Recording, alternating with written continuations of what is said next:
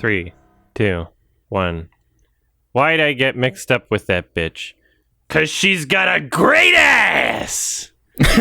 Hi, this is Adam from Your Movie Sucks. There's more to that quote, but it makes it longer. So. This is Sardonicast. Hello. Great ass! It's a classic line. I'm Ralph the Movie Maker.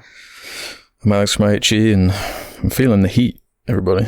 More ways than one. Yeah, if you weren't going to make that pun, I was going to. I'm aware of your heat wave in the UK. Yeah, I felt like a sense of irony sitting down to watch Heat in the heat. Unprecedented heat. Yeah, we got ours last year in Vancouver. An entire town burnt down. Jeez, holy shit. It recorded the highest temperature ever recorded in Canada for like 3 days in a row. It broke its record every day. Higher than any temperature ever recorded in Las Vegas. Holy shit. Yeah, and then the town burnt to the ground. Really? Vegas? Las Vegas, holy. Vegas is a fucking desert. Yeah, wow. it was. When I was in LA, when I lived in LA, there was like a forest fire all the time. Like constantly like fucking smoke plumes like in the forest. I'm like, oh my god. Terrifying. Yeah, it just happens every year. It's like it's more frequent, especially now, but and climate change. Yeah, there's like fire bans in BC. Like you used to just be able to have like pit fires on the beach. Now you can't do it anymore. It's too dry. Yeah, like maybe it's climate change. Although I thought it was supposed to be like kind of subtle, those kinds of like things. But you know, nope. At this point, we're fucked. Bye bye, everybody. Yep. Well, speaking of being fucked, Jurassic World Dominion. Oh, the dinosaurs are going to take over the world. That happened in the last one.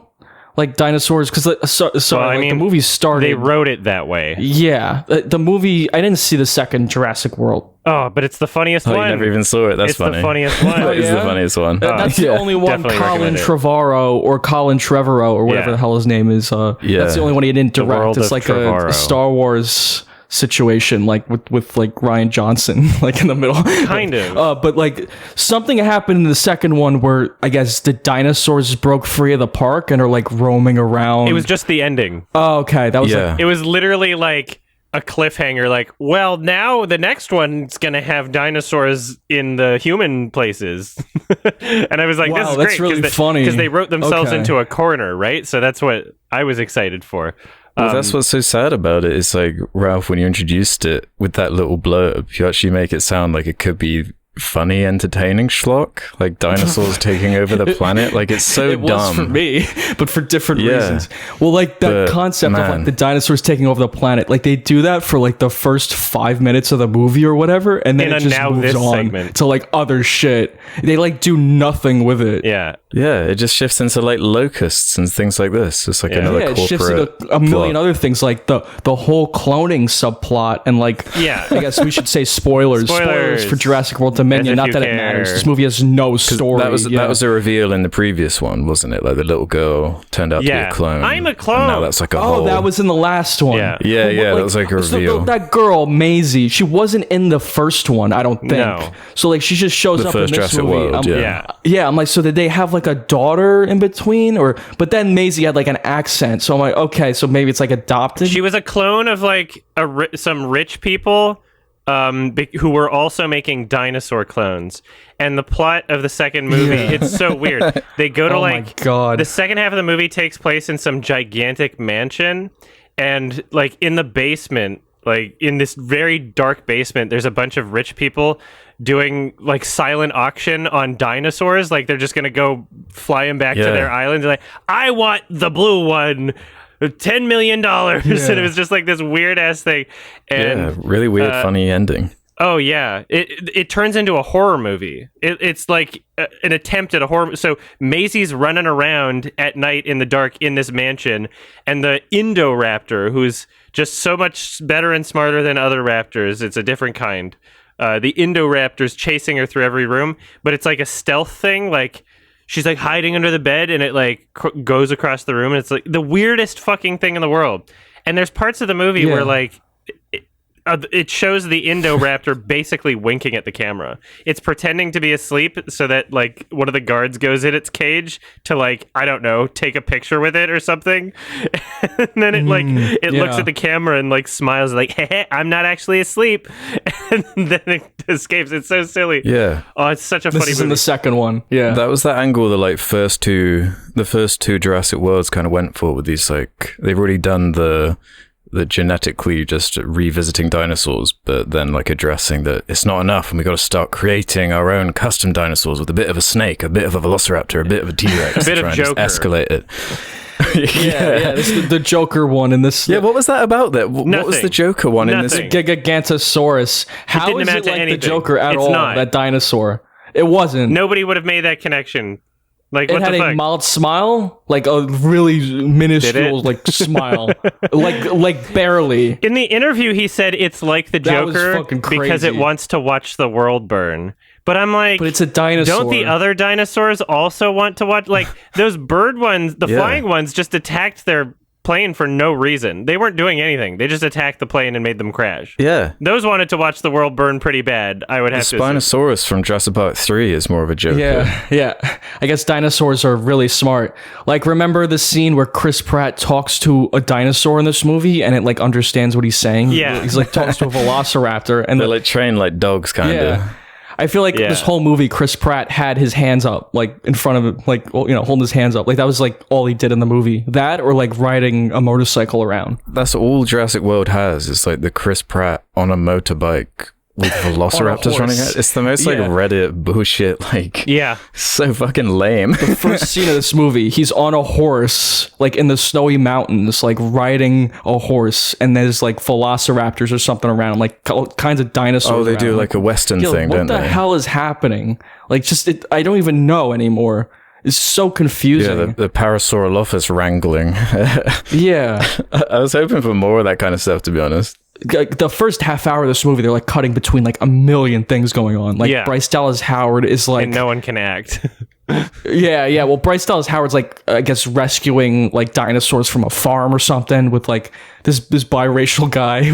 I guess he was in the second one, right? Oh yeah, he seemed familiar. The Detective Pikachu guy, but he was in there for like a second just to remind us that he existed. My friend Cam told me that guy's in the second one, and he was like really annoying. And in this movie, they like cut him down a lot. Oh, they cut him. In this movie, he's like, he doesn't even serve a purpose in it really in this film. Like he's just like fucking Chris Pratt's barely in the movie. Yeah, well, there's just so much shit going on. Yeah. It's actually insane. Like, I felt like, where are the dinosaurs at certain points? Because they were focusing on, like, cloning and, like, all this other shit. It was, like, total schlock. Like, I was like, I'm going to remember this movie, I feel. Like, I've never seen such schlock. Fallen Kingdom's so funny. You should see it. How awful it is. Yeah, it's even schlockier than this. It's somehow dumber. It was like it was like the level of writing you'd see in like a Universal theme park ride. Like, literally. Yeah. It's so dumb. It's so fucking dumb. But why did they take the Marvel Avengers like ensemble like angle and like hero moments for like the human characters and stuff? So you remember the other movie? Yeah, for like Laura Dern. Yeah. So like they did it. They Force Awakens Jurassic Park. Laura Dern and Sam Neill were easily the best part of the movie. Whenever they were on screen, I felt like I was watching a real film. Really? They were like, first of all, they knew like what kind of film they were in. As in they like, didn't at try? least like seeing them. Because that's what I felt. As in they were like really hamming it up. Okay. It felt like they weren't taking it seriously, yeah. They were, neither was Jeff Goldblum either, but like I enjoyed just seeing them at least. I thought Sam Neill especially looked like he didn't give a single fuck. That was the most entertaining part to me. It was abundantly clear it was a paycheck for these people, and that made it entertaining in its own way. Like there was like maybe one person on set that thought that they were making a serious movie. Like Bryce Dallas Howard was trying, kind of, you know. Like I don't know. Everybody else was like, whatever. Yeah. I don't know why I'm here. But they're supposed to be like the leads. They're the new blood that's coming in and like overtaking the Sam Neil's or whatever. Like Chris Pratt and Bryce Dallas. But these characters, like, they might be some of the worst leading characters in like big blockbuster Hollywood movies. Yeah. Maybe ever. Like over the trilogy, like what's their story? What's their angle. Like they're the most generic. They're like nothing. Like Chris Pratt, they were barely in it. He just rides around on a motorcycle. Like that's all he does. Yeah, like, what is there to care about in terms of like him getting to the end of the movie? Like what are his attributes? He has an adopted daughter who's a clone. He's got to save the clone. He likes the raptor. He's friends with Raptor. He can communicate. That's about it, you know?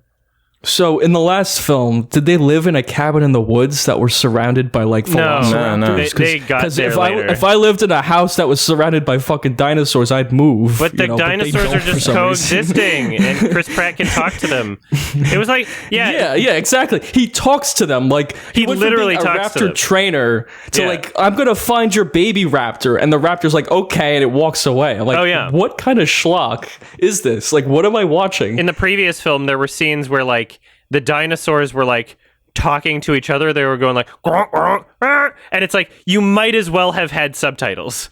You might as well have been like that Pokemon episode where they're on the island. And apparently Pika Pika means like, hey, what's up, bro? Like, it really felt like that. And you know, the original Jurassic Park, that was like groundbreaking at the time in terms of like its scientific. Like it was actually like a scientifically accurate movie for the time, and it was like as close to dinosaurs as like we could get. No feathers, and it's like super cool. Yeah, no feathers and shit. I don't know. Is that a real thing? It popularized the whole idea of like them relating to birds more so than lizards. It's a big thanks to Jurassic Park for that, kind of boosting that theory forward. Even if the feathers weren't part of it yet, but this was the 90s we're talking about. It was kind of early days for a lot of stuff. For the time. And it's also a much better film. It's like actually a film about like discovery and like that journey or whatever of like scientific discovery. It was groundbreaking. This is just like shit. This is just like action scenes. Like there's like scenes of like velociraptors chasing Chris Pratt like on a motorcycle and they're jumping on rooftops. Like it's like so dumb. It's more like a Mission Impossible action scene. It's bizarre. They're like hopping around the world, worse. like going to different locations. It's like the Fast and Furious. It's like Fast and Furious, but Jurassic Park now. Yeah, that's probably a better comparison. It's such a joke. Like, it's embarrassing that, like, this is where Jurassic Park has gone. But, I don't know, I found that almost really funny at a certain point. Like, I just gave up. It's like they gave up because I gave up, you know. Everyone gave up. No, there's definitely humor. There's humor to the laziness, but the thing that just totally ruins it for me is that runtime. Mm-hmm. Why is it 2 hours 27? What is the deal? This should be 80 minutes, 70 Barely minutes. anything happens. Just nothing happens, but it's so bloated. It should be a ride. It should be 5 minutes. 3.5 minutes. 5 minutes at Universal. like you're right. It's like a 2.5 hour movie with no plot, like no story. It's just random, disconnected scenes of just apparently like it's 2 hours. Oh wait. Yeah, it's way too long. It's just so bloated, and it's because they have all these characters that they have to shove in, and they keep introducing more. Like the pilot, like she did nothing. She drives them to the island, and then she does nothing the rest of the movie. And it's just like most characters. I've forgotten about her. She does the pose in the trailer where they're on ice and they're holding knives and looks cool, and then that's it. She saves him or something. Oh yeah, how did he get out of the ice so fast? That was so stupid. It was like underwater swimming. It was chasing him underwater, and then it just decided not to eat him and did a whole lap around the pool, and then came back, and then he got out of the ice really fast. I remember that was really annoying. Oh, the ice diving one. Yeah, that was annoying. Oh my god. I'm gonna get my phone charger quick. My phone's about to die. I'm looking at notes, so let me get that quick. Yeah, 1 second. I'll hold the thought. I'll keep the thought in my brain. You have thoughts relating to this? Yeah. I feel like it sucked thoughts out of my head. I really don't normally get the urge to like want to fucking leave. But I got it super bad with this movie. Really, really bad. This was one of very few consciously deciding to grab a beer in the middle of the movie and come back movies. Like, it was at the theater. I didn't like go across the block. I came out of the theater and someone who works there that watches my videos is like, so how's the movie? I'm like, it's not good. Just get up here and I go back. And it was just like, it was so boring. Like that, I was legitimately struggling to stay awake. I was during the action scenes was like the most boring shit ever. I don't even think I lost sleep that night. I think I just was just tired from the movie. The dialogue scenes were funny because they were so bad. But the action scenes were just like, what am I being shown here? This is like the most generic, like, nothing's happening. It's so uninspired. Like, oh, I'm being chased by dinosaurs. Watching like a fucking... It's less entertaining than watching a 4-year-old play with Legos going like, woo, show, they're fucking... It's like much more uninspired, much more uncreative, you know? Yeah, definitely. Yeah. I would rather watch a kid play with like dinosaur toys. Like, hell yeah. It's basically what you're watching anyway. It's basically what you're watching. Like that's like what's going on basically in the film. There's like nothing to attach yourself to. It's just much like more cynical. Yeah, it is like, I don't know. There's just like all this like pointless like nonsense in it. I felt so bad for like the actors like having to deliver this dialogue. Like B.D. Wong, like he comes back for some reason because he just, you know, he's trying. He's really trying, but just like the dialogue he has to deliver, especially like with the cloning or whatever, like him trying to explain that the mom made Maisie from her own DNA, and like all of that was just so silly. And it gets even more ridiculous. Like the mom had some kind of genetic disorder, which they barely explain, which killed her, but then when she cloned like her daughter, she removed that part of her genetic code that made her sick or something. So like Maisie wouldn't die. Yeah. It's like so long-winded. I just started laughing in the middle of his like expository dialogue. It's just so fucking ridiculous. And like, I just felt so bad for these actors at points. Well, I also don't feel bad for them because they're getting paid a lot of money, which is why they're doing this. Yeah. But yeah, it's just like this movie only exists to keep a franchise going. It exists for the money. Everyone's just doing it for money. It's just money. There were a lot of moments where I just kind of like sat in awe and just thought like, even just during dialogue scenes, I just had this thought like, man, there were a lot of people that worked on this. There's a lot of people behind the camera right now. There's like an entire room full of the crew and then some, like all these people on the payroll, and they're all coming together to make a big piece of shit and that nobody cares about. We're all in unison. We're all working together for a common cause to make a big piece of shit. Like just money, nothing creative, no art. I just could not believe it. It was total shit. It was just unbelievable. Like how schlocky it really was. They like gave up. Yeah, I was really expecting something at least a little bit closer to that first Jurassic World, which is, I mean, it's not like good by any means, but I think it's good in comparison to this. Like it's kind of just a loose Jurassic Park remake, modernized with the mega dinosaurs or whatever, with like a little dash of like new commentary. But this, like, one of my favorite things about it was the way it tried to like wrap up. Like it realized towards the end of the 2 hours, oh shit, like we haven't really been building up to anything. So how are we going to make this feel like it's concluding in some way? Put an ending in there. Throw nostalgia out there. Make it about like, just explain the themes of the first movie and just say that that's what this movie was about and we'll bookend it. Sweet. Yeah. And then they throw in a fight with a T-Rex and the Joker dinosaur or whatever, the Giga Oh yeah, and that as well, because that was in Jurassic World 1. The Giga Jokersaurus. Yeah, they just throw that in. Yeah. Awful. Holy shit. Because that was that was in the first Jurassic World. Like it ended with like T-Rex killing the new bio dinosaur that's like an abomination. I forgot that like was the the nostalgia play. Yeah, and they do it again. Like the point is like nature always wins. Like no matter what the humans make, nature will always like come up with something better. It's just like, oh, and like why was so much of the focus of this movie like not just the cloning, but like the locust, like that was like the villain, not like any kind of dinosaur or anything. That was such a big part of the movie. I'm like, these things are so fucking boring. And like, why is the villain like? Why does he want locusts? Like, why is he keeping them in these vats? And like, why is he letting them go? I wasn't even clear on like the motivation of the villain or the motivation of anybody really. Yeah, it was like this espionage type plot. Well, yeah, they wanted the locusts so they could control food and start like starving people and controlling just food production. Yeah. I'm a bad guy. Yeah, like at least in the other movies, it's like, okay, they want to make a theme park and like certain businessmen like want to like have the DNA or something. Yeah, you can see an incentive. So, yeah, right, something like that. But even at this point, it's just like every movie, the businessman is like the bad guy, and they just keep doing the same thing. It's like the same villain and the same cliche shit every time. It's so tired. It's like they don't know what to do with this franchise at this point. Well, they're trying to rehash the same beats and the same characters now, even. And what I find fascinating about this movie is, like, I'm watching Sam Neill, I'm watching Laura Dern, and yeah, they're on screen, they're not taking it seriously, but I don't believe that those are the same characters. Like, there's no part watching them where I'm like, this is the same person as the other films. Not just because of their performance, but because of how drastically different the presentation of this film is. Even just the editing choices in a dialogue scene, how quick the cuts are, how like how corporate and like rushed through, like the one take, everything is atrocious. The editing's so bad it doesn't feel like it's so taking place in the same reality as those other films.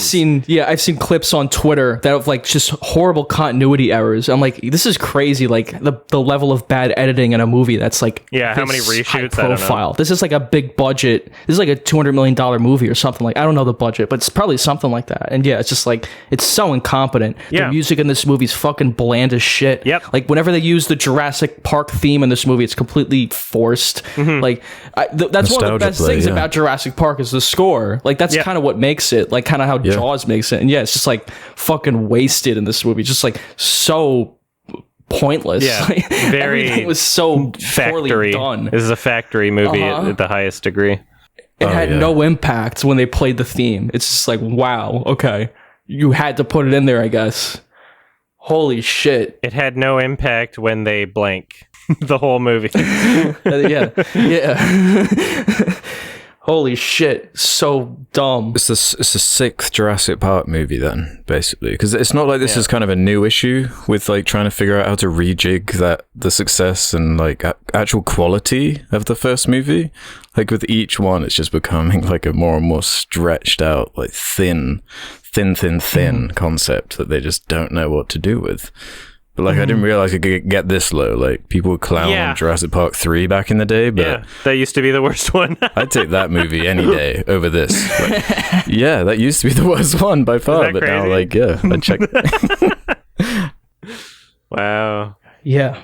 Now there's at least 2, maybe 3 worse than that. Easily. Standards were different. I would have to watch the Jurassic Park 3 to Jurassic World comparison. I'd have to really think about that one. I like the Barney drowning scene. That was fun. Yeah, and the Alan in the plane raptor. Alan.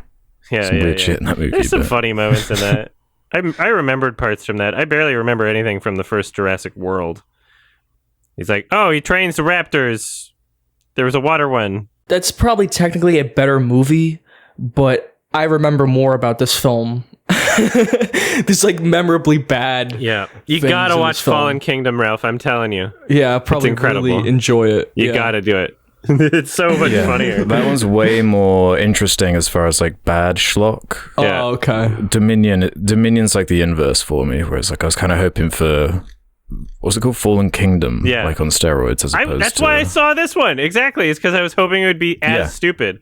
I saw the corner they wrote themselves into, and it was like, they just copped out because they addressed it at a tiny bit at the beginning with now this. Yeah, it's at the very beginning, like 5 minutes in the beginning, and then it becomes about a million other things. Yeah, cloning. And then for the rest of the movie, it's not taking place in society. And even the very few scenes where it's like, oh, we're riding a motorbike and there's buildings we dodge instead of trees. Like, okay, you just changed the backdrop. We're not really seeing the impact of dinosaurs on civilization. You're not exploring that at all. I want to see what it's doing to society. You didn't explore that. You just had the entire movie in other locations and you just half-assedly, if that's a word, addressed it at the beginning. That was hilarious. Yeah. I want to point out that thing at the beginning with now this, like, that's a real company, and they do a lot of like Facebook, YouTube, viral marketing stuff where they talk about like police brutality and like racism and all that, and like that. How embarrassing! And now they're in this fucking movie. Like, they're talking about real issues, and then they're in this fucking shit. Like, you see like a wedding, and like a dinosaur fucking like kidnaps like the bride or whatever. Like, takes like, it's just so dumb. Yeah. Unfucking it's real. Not them in the movie, it's the movie making a parody kind of. Oh, it's a parody. Oh, I thought it was them. I wouldn't even call it a parody, but here's the connection. Now this is owned by Vox Media, which is owned by Comcast, which is owned by NBC Universal, which owns Universal Studios, which owns Jurassic World. So it's a tie-in brand product placement is what it is, which is even more cynical. I figured that's usually what it is. And they did this. Yeah. And they did this in such a sloppy way in terms of tying it together. So they included the logo supposedly to make it more like, oh, this is like a real internet media company. This is like an internet video that we're showing you. It's like, well, okay, this is the first time they've ever done anything in widescreen. This is the first time they've ever had like a professional like audio setup or like talked about anything other than police violence and racism. Like, what the fuck? This is the wrong brand if you're going to try and make it seem like an internet video. Why does it look like you're shooting this on like fucking red cameras? Like, what the hell? Yeah, because they like, were. Yeah, you didn't make any effort. You didn't make any effort to make it seem authentic. It's such bullshit. Oh my god. Yeah, that's such a minor thing, but yeah, I just could not believe like, that's in the first 5 minutes. Literally just a tie-in product placement. Like, we're advertising our other media company, and then like that's it. That's the first 5 minutes of the movie. Yeah. And it doesn't even fit. It would be one thing if it fit. But then it just becomes the same shit as the rest of them. It just becomes a fucking businessman wants the dinosaurs for money, or like it just becomes the same shit, and they have to go to like a facility. It's like Laura Dern and Sam Neill sneak into that facility and like rescue their daughter. And like after that, they have no purpose in the story at all. Like they don't do anything. And the same with, I don't think Jeff Goldblum did anything the entire movie in terms of like his character. All he did was like give them the key card. Like that was it. Yeah, but he had his hero moment where it's like the episode 9 Chewie getting his medal type thing, where it's like he's doing the thing from the original movie, but this time it's going to go right for him. This time he's not going to get hit over and injured, and he's going to have a hero moment and everyone's going to clap and cheer. Yeah. Because that's what these movies are for. Did you like the part where they were like kind of stuck over the cliff and the car was about to tip over and they're like, maybe we should lean left, and then the car tips over? Haha, that was funny. Holy shit. I clapped. But that's even crazy because there's a really good action scene in the second Jurassic Park movie. That was memorable. Where there is like a truck hanging off a cliff, and that's like a really tense, well done, well directed action scene. That was probably my most like memorable, like watch it as a child thing. Like, you know? Yeah, I would love that scene. In terms of all the Jurassic World movies. Sure. Well, I don't think Colin Trevorrow's even seen that movie, so no. I don't think he gives a shit. I think he's like everybody. I don't think he cares. I think he's just like making, like he's just like, I don't even care. I'll make like a theme park ride. I was noticing that with the audience. Like speaking of like kids' enjoyment of it, like they were fidgeting. They couldn't like focus on it 'cause it's so fucking boring. Yeah, like, it doesn't even give you like what is. It's so long. Yeah.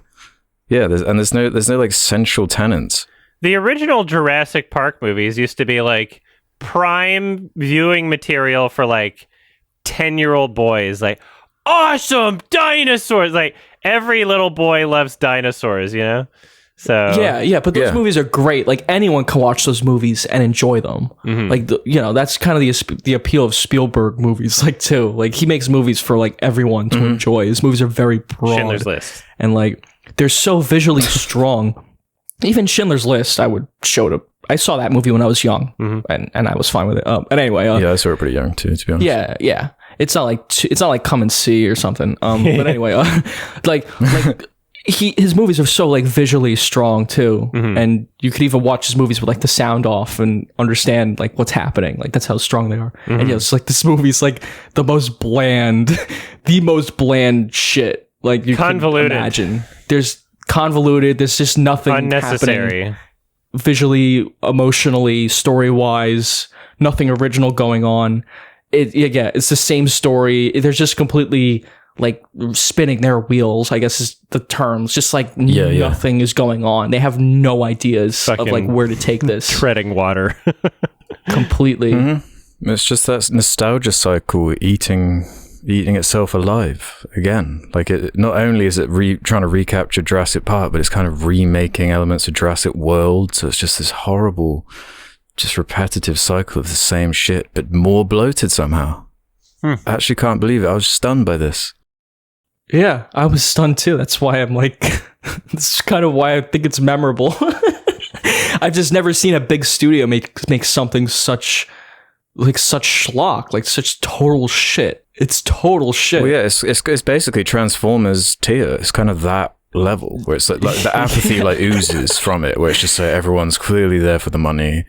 Like, I guess the visual effects artists, they're doing their best, but like that's another point where like the special effects aren't even good. I don't know if that's what you're gonna say. Yeah. They look like shit. Yeah, contrasting it to the 90s one, it was 94, 95. That one still looks better. Yeah. Jurassic Park is still the best looking. It looks better than Jurassic World, the first one even. Yeah. It's still the best looking film. I don't know how they made a film in the 90s that looks better than a movie that came out this year. Yeah, and that's primitive as hell. Yeah. It's insane. I was kind of annoyed when like the first Jurassic World movie came out and it seemed to be getting like everybody loved it sort of thing. I was like, they didn't even like keep their promise. They said they were going to do practical. Like they said that it would be like a movie of practical effects and not an overabundance of CG. They just lied about it, and then they're But the CG in Jurassic Park, like the T-Rex, that looks better than the T-Rex in like their Jurassic World movies. It was under the appropriate conditions. They considered things like lighting. Lighting and rain, that kind of shades it. Yeah, exactly. For this, I guess they figured, the technology is so advanced now. We could have like dinosaurs running around broad daylight. So we could do whatever we want. It's just it looks dumb. Use it properly. It's completely it like breaks like the uncanny valley or whatever. Like your brain knows it's fake. Like it's just you just there's like see no the attempt CGI. to even ground it. Yeah, no, none. Like from a special effects perspective, these movies are just like fucking terrible too. Mm-hmm. Like any visual effects artist would be like, yeah, like this looks like shit. Like, like why is like a $200 million movie? Like, why are the dinosaurs looking worse than a movie made in the 90s? It's unreal. Yeah. Yeah. What year was the first one? It was like in the first half of the 90s, wasn't it? I think it's 94. It's 94, right? That's crazy. I think so. Yeah. It's still the best looking like Jurassic Park movie. It's actually crazy. It's crazy and sad. Yeah, well, it's just like good direction. Yeah. And like understanding like what you're doing, right? Man, I don't know. It's just crazy, this movie. It's a big doo-doo. It's a big dinosaur poopy from the first movie.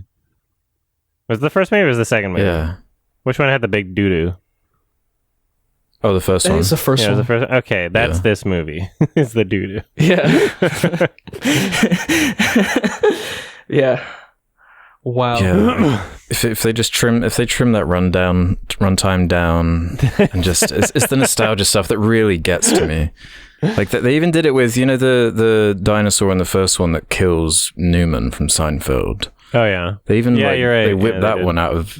Whip out that old chestnut and have a whole like nostalgia. Now it's not just one of them. There's 10 of them. Do you think every reference to the original films is done for nostalgia, or do you think it's because of a lack of creativity and ideas? I think it's kind of linked, to be honest. Because there might be some of them where they're not even necessarily trying to be like, hey, remember this? Or maybe they think that it serves two purposes. Maybe they're like, oh, we can just recycle ideas and then no one can call us out because it's like nostalgia. Like maybe it's both. I didn't feel the member berries quite as much in the first two Jurassic Worlds. Like they did it with the T-Rex for sure. They did it with there's that like there's that scene in the second one where there's that like herbivore that's like crying in pain, which is like from the first movie, and for that emotional note. But it wasn't like this movie. It wasn't bringing back the old cast and trying to give them hero moments and like giving Sam Neill and Laura Dern like a relationship, because that was one of the like weirdly respectable things about Jurassic Park 3. It's like they do bring those characters back, but they don't try and do that stuff. Like they're just like tertiary characters. He finally gets the girl. Yeah, that's what you've all been rooting for. That's how like there's just them acknowledging. Yeah, no, they're both 50. Yeah, they just didn't need it. Yeah, it's a real Woody Allen situation. I think Sam Neill's much older than Laura Dern. Not that I'm just kidding. I don't think it really matters for the film. Nah, it's not like that. I don't think I think they're both pretty attractive. Like, well, Sam Neill's 74. Let me just look. Laura Dern, she's 74. Yeah, Woody Allen's like fucking like whatever. It's so different. Yeah, Laura Dern's 55. Sam Neill's 74. But like in the movie, you don't like they're like cool together. They have like good chemistry or whatever. I don't think it's and they do a little bit of a love triangle thing with Jeff Goldblum. Yeah, like there's just like forcing that angle because there's just nothing else going on. They're just like flirting with each other. Like it's just like it doesn't go anywhere. This is like no, they don't actually. They're not actually doing anything. Like I said, right? It's just like they don't serve a purpose in this story. It's just like it's all the same shit again. They just convolute it.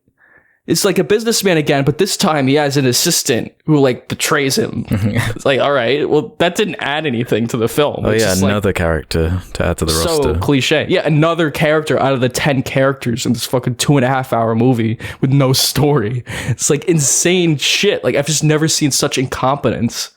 It's like someone who writes like the Universal Studios rides like wrote this. Like they gave him a promotion. Like, why don't you try writing like one of these movies? He's like, okay. Yeah. It's like total crap. They gave it to 12 of them and then told them to mesh it into one script. Yeah. Like I would rather watch like Thor 4. Like at least that was like a overt comedy. The 4. And it's like under 2 hours. Like, okay. Yeah, the runtime's a big one. Like I would rather watch that than over this like bloated nonsense. Like this is completely bloated. Yeah, like every Hollywood trope and cliche that pisses you off, they're all in there. There's just nothing original, creative about it at all. Nothing. Like the premise, like there's so much room for just funny fun.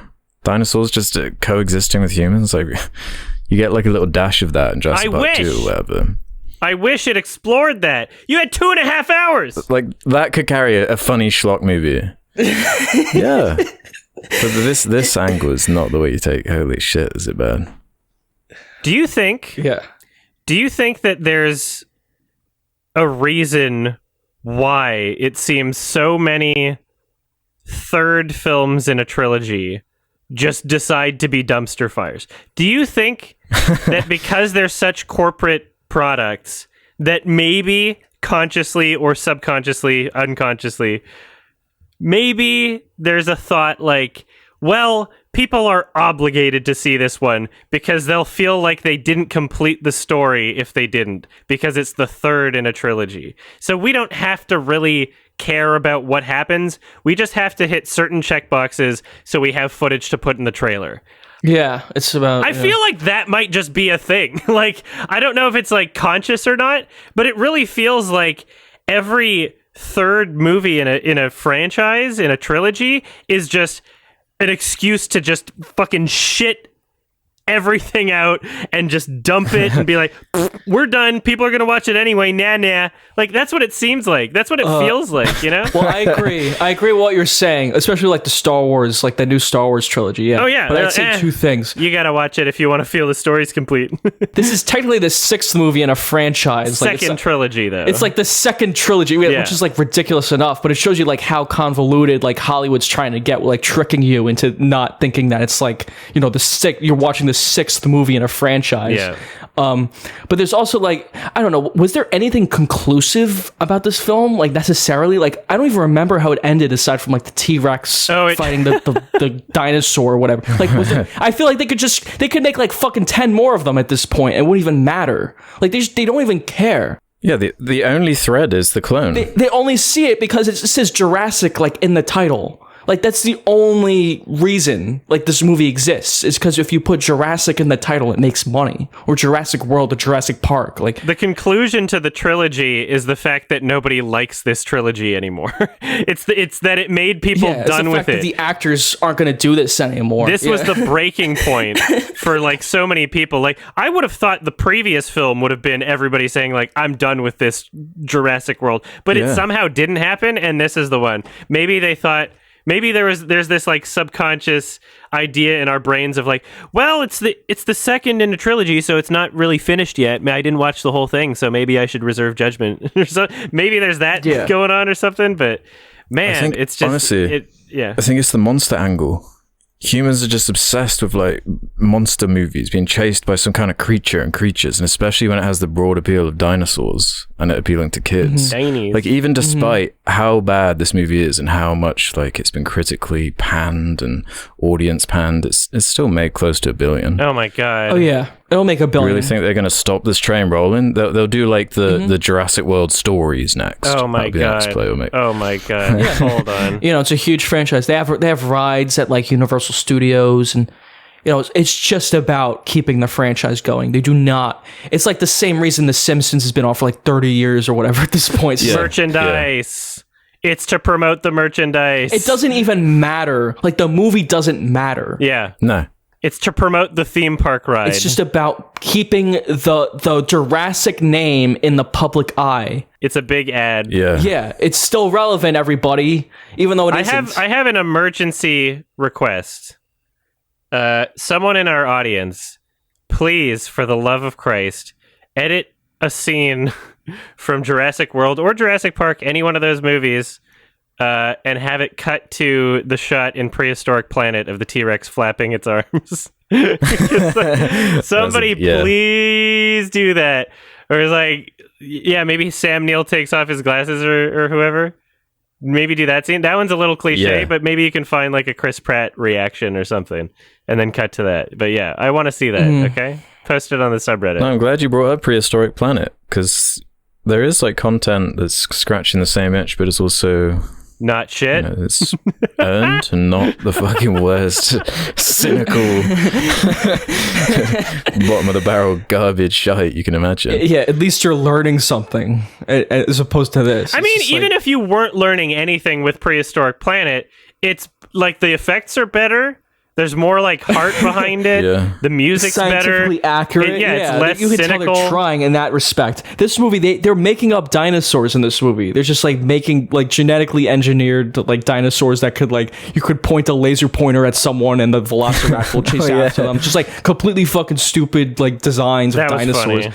It was funny. It's just like it's just there for an action scene, so Chris Pratt can like be chased by dinosaurs. They're like cats now, and like somehow the dinosaurs only chase him and not anyone else. I swear they already did that in Fallen Kingdom. Wasn't like the genetically made one. Oh, they did. Oh, that was like a laser. It was the Indoraptor. Yes, I wouldn't know. Yeah, that like chased lasers, didn't it? Yeah. So even that, they're recycling ideas. Oh, so they just like brought it back. Yeah. Oh my god.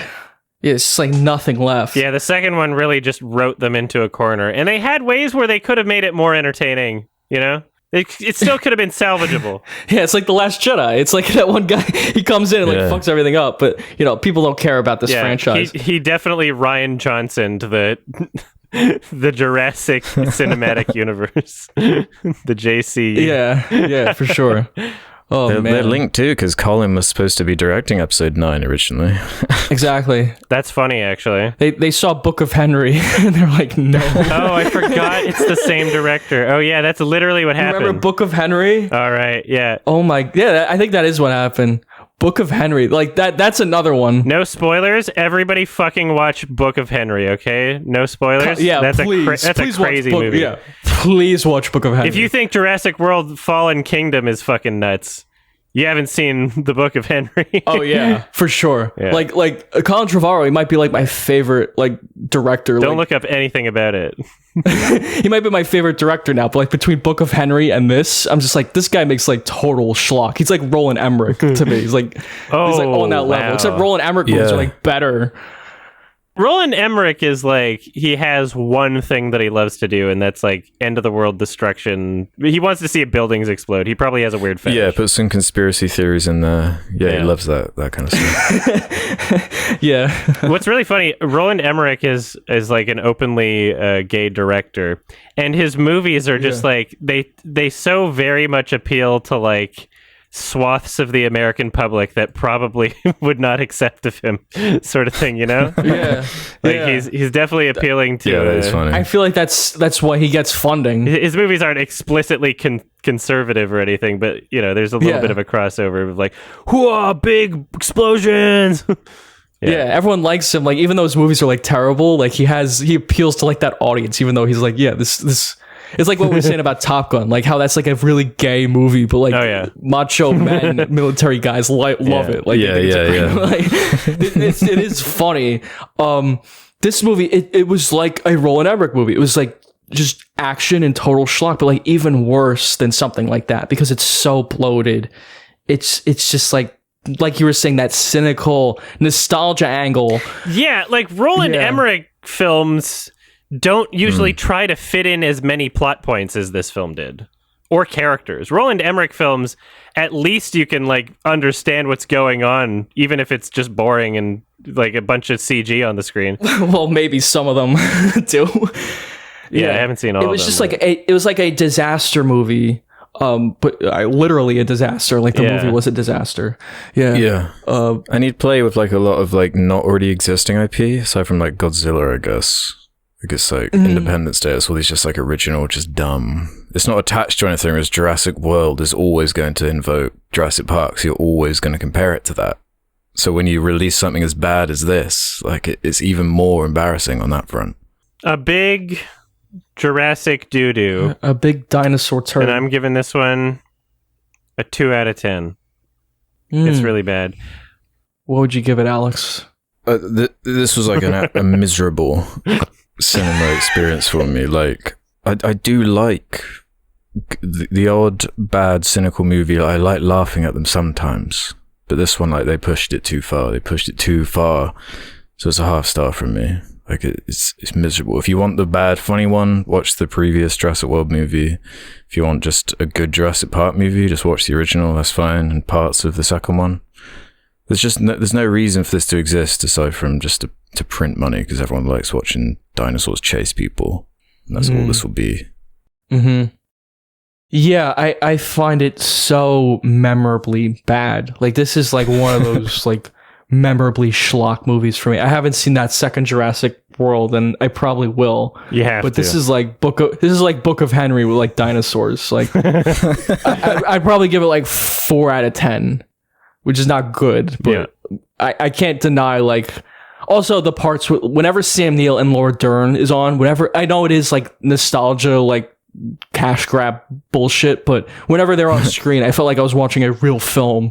Like, I was enjoying watching them, and like the rest of the film was just like, Chris Pratt on the motorcycle, like getting chased by dinosaurs on rooftops. And like, that's like, that scene is like completely pointless. Like most of the action in this movie is just pointless. Like, completely. There's no stakes to it.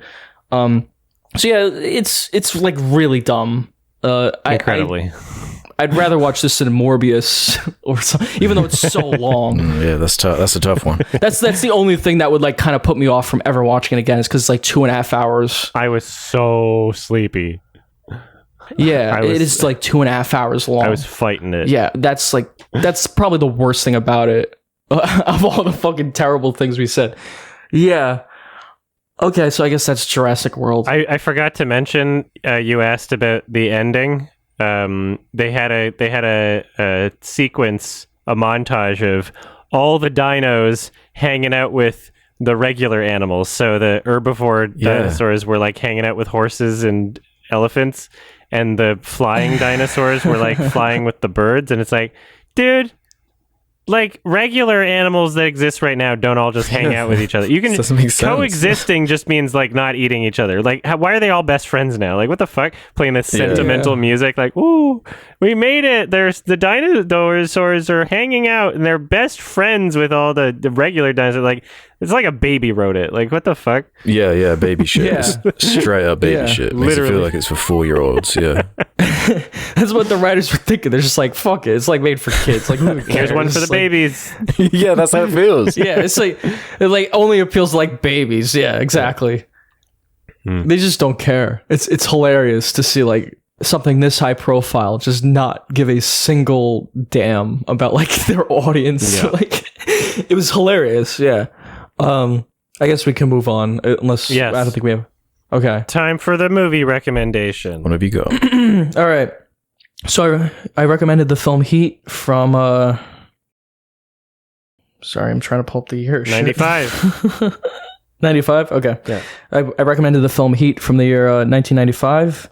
It's directed by Michael Mann. It's probably like one of his most famous movies, probably his best movie. It stars Robert De Niro, Al Pacino, Val Kilmer. Natalie Portman is like a kid. And it's just a bank robbing film. Basically, if you want to boil it down to what it's about, I guess spoilers as well. It's a film about like these bank robbers, and it's kind of a crime opera, I'd say, like a very character focused on like De Niro and Val Kilmer as these kind of bank robbers, and also Al Pacino as this cop trying to find them. And the film is basically just like partly a character study about them, and then it builds up to this heist like in the middle of the film. And I wanted to get your thoughts on it because I think it's like a classic. I think it's influenced a lot of films, particularly Chris Nolan said it influenced The Dark Knight, and I could definitely see that with like the opening. Yeah, I think it's influenced it's basically influenced every crime, like bank robbing movie that's come after. And many films like try to avoid being compared to Heat, and I feel it's like Heat has such a great structure that many films try to avoid because they would just be compared to Heat. And another thing it's influenced also is, I think Alex has said before, like Grand Theft Auto 5, and that's a video game, but I think it has a big influence on that as well. So I love this movie. There's a lot of like fun like trivia about it that I like, and I enjoyed watching it again this time because I actually looked into a lot of like the behind the scenes stuff, which I was very like curious about, like certain aspects of like how they did the robbery scene in the middle of the film, which is like the highlight for me. And there's also this fun bit of trivia. I don't know if you guys noticed, like Val Kilmer in the film, he has like this weird growth on his elbow. Yeah. And like, I didn't notice. I'll send it in the chat. I think I just sent it. Oh wait, did I? I'm gonna send it. Yeah, he has like this weird like growth on his elbow. It was like a large cyst, and apparently it's from like an injury. From like a stuntman failed to catch him when he was like stage diving off the movie The Doors. Yeah, so he has like this permanent growth on his arm. That like this is like the only time I've seen it. But like when I watched the film, I was like, "What the fuck was that?" And it's weird. Like a fun little bit of trivia for this film. Yeah, it's like such an odd like he's like this weird like cyst on his arm. I guess the viewers can look it up. So yeah, it's almost like 3 hours long. It's really funny and I don't know. It's just a lot going on. Alex, I want to kind of get your thoughts on it, and Adam as well, but let's start with Alex. Yeah, I'd never seen it before. It's been like high up on my list for a long time. And it's funny you start with the influence, because I could feel it immediately. Like, despite never seeing it, I was like, oh, because I picked up on the Dark Knight one pretty quick. There's clearly a lot of influence there. As you said, GTA as well. So I was enjoying putting those like threads together. Like, oh, so this is where a lot of this kind of influence comes from, and they're like crime procedural element. I always enjoy well-written like kind of character studies like this, with the main hook being the De Niro Pacino kind of standoff angle, where they're like they're opposites, but they're also the same. Like that, even though what they're doing is against each other, and like they're the counters of each other, they're actually strangely similar and have a weird like underlying respect. Like you said, your favorite scene is the kind of heist towards the middle, but for me it's just the scene where they get coffee. I like the dialogue there, the dichotomy, that was, like, being fully explored. That was like a big moment. It's like these two big actors like coming together for the first time. Like that was their first scene together, I believe. And like Al Pacino and De Niro, like just to see those two actors together, that was like the hook of the movie. Yeah. And so exactly. I love that scene too. I obviously like the heist scene because it's like a bunch of shooting, and it's really cool. There's like a lot about like the behind the scenes of that scene that's like so impressive. And I feel like the heist is a huge part of it. Like I love the structure of this film, like how it builds to like that, and that's like basically in the midpoint. And then the rest of the film is about the aftermath of like that heist and like how all these characters like deal with it. And I feel like that's such a great way to like structure this kind of film. It's like that scene is so important. Like that's the scene that's like works or doesn't, And like, I feel like every other crime film, every other heist film avoids that structure because they don't want to be compared to Heat, because Heat has done it perfectly. Like that's basically the best way you can structure this kind of thing, I feel. Yeah, it earns its runtime. I would say. And like what you were saying, like the duality of like those two characters, like they're both presented like these shades of gray. Like Pacino is a cop, but he's a coke addict, and he's kind of a neglectful father, and he's an asshole. Like he's not a good guy, like completely, and that's how like everyone in this film is. They're all presented like these shades of gray. That's what's so good about the coffee scene, because they're just like, they basically admit to each other, like, I don't even know what else I would do if not this. It's just like my one purpose. Like I can't forge relationships with anyone. Like I can't maintain relationships with anyone. Everything, I'm like miserable basically, but I'm just drawn to do this one thing, and it's happened to just bring us together in this weird, like fucked up way. And them acknowledging it is like a cool payoff, especially with how it does wrap up at the end with the confrontation at the airport. Just how that's all staged and using the sound of the planes to kind of orchestrate it. The lighting too. I really like that. Yeah, just like not relying on dialogue at all.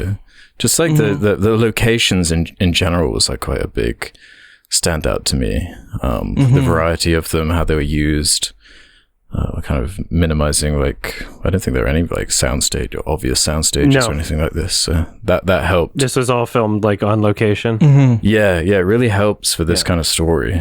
I feel if you are doing these big elaborate heists and setting it in the city or whatever, it does add something to the realism. It feels like realistic, and realism's it's hard to capture in films, and it's hard to like talk about because obviously movies are not real, and this movie feels like an opera to me. Yeah, it's a fine line. It's like it's not. Yeah, it's like this perfect line. I think the film balances, but more like capturing like that grounded tone. Yeah, like the real locations, and just to talk more about like that heist, like in the middle. There's a lot I like really appreciate about like how they did that. And like why it feels like so real, and that's like what I wanted to look into, like in the behind the scenes. So I was watching the behind the scenes, and they basically train the actors like with firearms and like certain gun training. Basically, they did firearm training and tactical maneuvers, and they also had the actors go into the bank. I believe the bank they used in the movie might have been a different one, and like actually scope out the bank while it was like operational. So they went into the bank, they got a mortgage or whatever, talked to the bank teller, and but they were actually scoping out the bank in a way that a bank robber would, and it was like to prepare them for the scene when they were actually doing it. Sorry, Adam just said the great ass thing. You just sent a gif of it. Well, it's the clip I just posted, although the thumbnail has the great ass part. It's Al Pacino in an interview saying how to get in character in some scenes, he actually just did cocaine. Which is great. Yeah, he was just on cocaine for a lot of the movie. Yeah, the character's a coke addict. Okay, that makes sense. Yeah. That's why he acts like a fucking nut. Like, but he has like this funny moment. Yeah, he's definitely not a completely likable like cop character, which is they're both just guys. Ultimately, they represent a little bit unhinged. Yeah, they represent two sides of the coin, and like what really separates them is like this, like that phrase, like I guess we'll get into later because I'm like talking about the heist or whatever. But like there's like this line in the movie. It's something like don't like attach yourself to anything you can't walk out on in like 5 minutes or less. Like that's like the line of the film, and like that's really what separates like the two characters for me.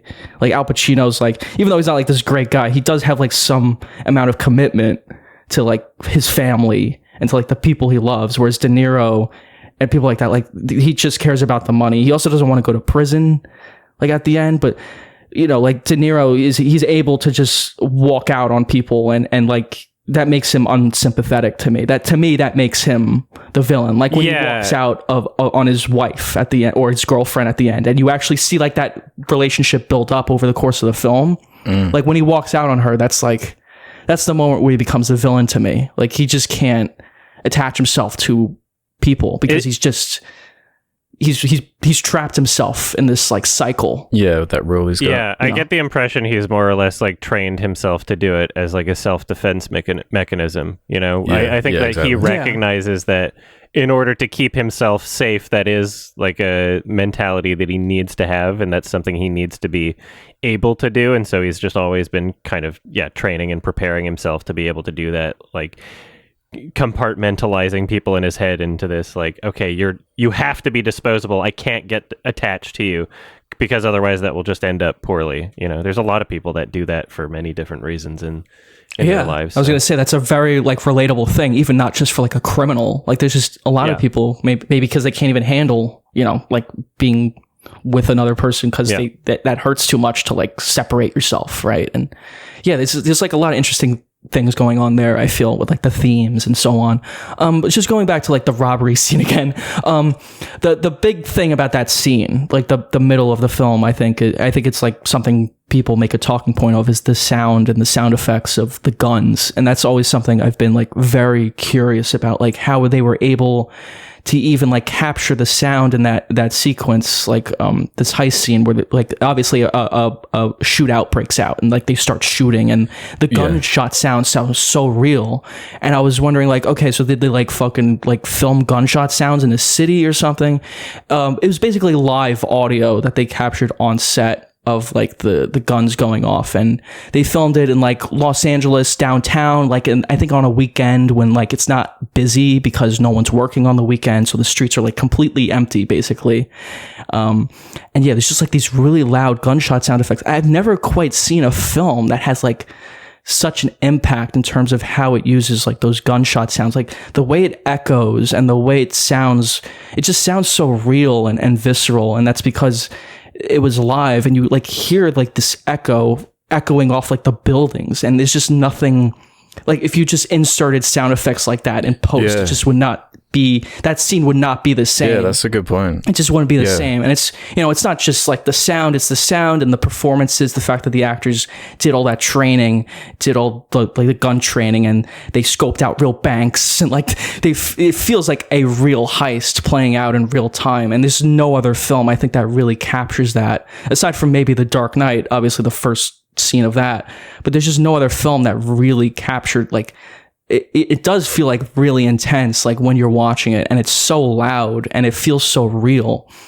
And like I was thinking, like the only way they could have done that before is like, I don't know, did they just shoot like guns in like a real like city? like how do you capture that level of sound? And I think no other film has been able to capture that since. It is like really, because a bad gun sound effect can be like as damaging as like those silly like punch sound effects, where it's like so cartoony. It can like, even if everything else is on point, it can just like pull you out of the scene. But I didn't even think about that. It completely sells the scene, and it's not just the sound, it's everything, like all of those elements. The fact that there is such a build up to it and a payoff to it, like you see, it actually kills characters, it actually damages their lives, like it fucking destroys it. You see that impact. It's like, that's what makes the scene so great. It's not just the scene, it's like everything around it and how it was executed. Like the people making this movie took it very seriously, and you can tell. And it's like, that's why the film has had such like the impact it's had. I do love this film. I would probably give it like a 10 out of 10 film. We're not getting into ratings yet, but I do have like some minor criticisms with it. I don't think it's like an absolutely perfect film, but I do think it's a really great film, and I think it's great for like those reasons that I stated, and I'm sure some other things we'll get into. You guys talk more about it. I was thinking about a discussion for weirdly 12 Monkeys, how it was like quintessentially kind of 90s in all these ways, and I felt that for this movie too, be it the like technology, the reliance on the phone booths and everything, and obviously the soundtrack, like it's definitely got like a 90s sound to it, but it doesn't like age it in any particularly bad way. It's just I found it quite charming actually, that aspect of it, how it is like a nice 90s capsule for that, and just starting this type of like crime movie, like just going back to that influence. So I did enjoy that angle a lot. Yeah, I found that this film felt like a movie from like 2005 for the most part, until certain elements of the soundtrack came in. It felt kind of ahead of its time for a lot of it, especially in tone, especially in the music. And the most memorable parts of the film to me are the action set pieces. Like it's the way that the environment was used, and it felt special. It felt engaging. I would say that my biggest criticism with the film would probably have to be the length, just for my own personal engagement, I guess. I recognize the great aspects of the film, but I just I wasn't super attached to a lot of what was happening, and there's obviously scenes that I was, but yeah, that would be my biggest issue. Is I wanted something a bit more tight. Yeah. And that's fine. Yeah. There's a lot. This movie's there's a lot going on in this movie. I think there's a lot it's trying to tackle. I watched the regular cut. I didn't watch the director's cut. How long was the regular cut? I think it's almost 3 hours still. I don't think there's much of a difference. Yeah, it's just a smidge under. I got the director's cut Blu-ray, which was apparently only 7 minutes difference. It was 2 hours and 50 minutes, 50. And that's the length that's listed on IMDb. And other people were saying on just the regular one on Amazon is also 2 hours, 50 minutes. So I don't know if the director's cut just replaced the theatrical cut in general, and it's just the norm now, or I don't know what the situation is. Yeah, it gets so confusing. Yeah. I'm not sure. It is confusing. Yeah. Yeah. Yeah, I'm not sure. I forget how many Michael Mann films I've seen. I think I definitely saw Collateral. That's Michael Mann, right? Oh, Collateral. Yeah, that's right. I think I saw that. I liked that movie a lot when I was younger. It was interesting when he transitioned into digital cameras. It was kind of weird watching this coming back, because I'm familiar with his more digital style, because that's what I grew up with. Okay, Public Enemies and that. Yeah, there was this whole phase of his career where he's just started shooting 30 frames per second, very digitally looking. I don't know why he chose to do that, honestly. I feel it made his films look kind of shit, but I guess it was an artistic statement. I mean, it's easier and cheaper. There's good reasons to do it. Yeah, that too. But this obviously David Fincher shoots on digital. I'd say his films look filmic. They look really great in my opinion. At this point now. But there was 2004 digital cameras were very different than they are now. Yeah, the awkward transition period. He's a very groundbreaking director in that way. He's he pushes the technology. He was adapting early technology, basically. Is adopting is what I meant to say. Yeah, and it worked out. Yeah, he made Last of the Mohicans too. That's a good movie. Daniel Day-Lewis. I'd say Heat is his best film. I think it's his most like influential. And yeah, like that runtime, it is long. It's a long film, but that makes it feel like epic. And like we were saying about like Jurassic World, like it has all these characters that you don't give a fuck about. And like this movie's like, it's really developing like each part of the character. Even if it's hokey, you understand like where these characters are and what they're doing and why they're doing the things they do. And yeah, it's tackling a lot of things and it does it really well, I feel. And yeah, like maybe one of the parts that doesn't work amazingly for me is maybe the stuff with his family, Al Pacino's family. Yeah, the Natalie Portman subplot is kind of... It is cool that it's Natalie Portman. Seems a little unnecessary. But... And like, I think Natalie Portman was a good actor for like her age. But yeah, it's just like... Yeah, well, they're just trying to humanize Al Pacino a bit more than I guess De Niro's character, or at least giving them the same amount of development. I do appreciate about the film that you actually see like his relationship with that woman, like you see the start of it and you see it play out, and then you see him like leave her at the end. Like it actually has an impact because you saw their whole relationship basically play out, and and then he walks out on it. Like that's what kind of made it have an impact to me. Yeah, and they were just like trying to balance it. It's a careful balance with that runtime and trying to balance delivering the plot and this huge ensemble of characters. Like so many I'm people. kind of with you where it's carried to me by that core conflict of Al Pacino and De Niro. But if there was something I wanted it would be more of kind of just details on some of the side characters just to flesh them out a little bit more. But how do you do that without extending the complicated plot and the huge runtime already, without it being like a different format entirely, like a TV show or something? Like, I feel like Val Kilmer gets just enough, but some of the other kind of B side characters, like Tom Sizemore or whatever, I'd love to see a bit more of his character in there. Or John Voight doesn't really need too much expansion, but some of the more villainous characters, maybe like a Roger. Maybe Danny Trejo could have had a bit more development. That's how I feel. Yeah. This, even listing them, like there's so many. He's the only one I felt that needed more, because this movie's tackling a lot. I feel like they did just enough with like Val Kilmer. Like, I really liked his character. Yeah, he gets just and where enough, they took that. But like Natalie Portman and give me more Tom Noonan. He's a very minor role. Danny Trejo's name in the movie is Trejo, which is funny. I know. It's very funny. Just gave him his name. Yeah, that confused me for a second. That made it less confusing. Yeah. And I do like the bad, they're all bad because they're bank robbers, but then there's like the bad robber who bad. just shoots innocent people. Yeah. I do like that character too. And like serial killer guy, yeah. Yeah, this whole like kind of revenge angle of the film, like that kind of takes later on. Like De Niro, he like basically risks getting himself arrested just so he could fucking kill this guy. Not for any reason. It's just because he feels he needs to die. Like, that's great to me. That's like such great writing. Like, this guy needs to fucking die. Yeah, isn't that what spells his downfall too, basically? Is him making that decision. It is what spells his downfall. Yeah, but he goes, okay, I don't care. This guy needs to be fucking killed.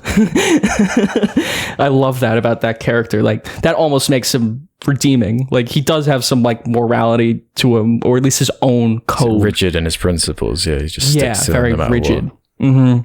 Yeah. There's something admirable about it to a certain extent. He's not a total piece of shit like that bad robber is anyway.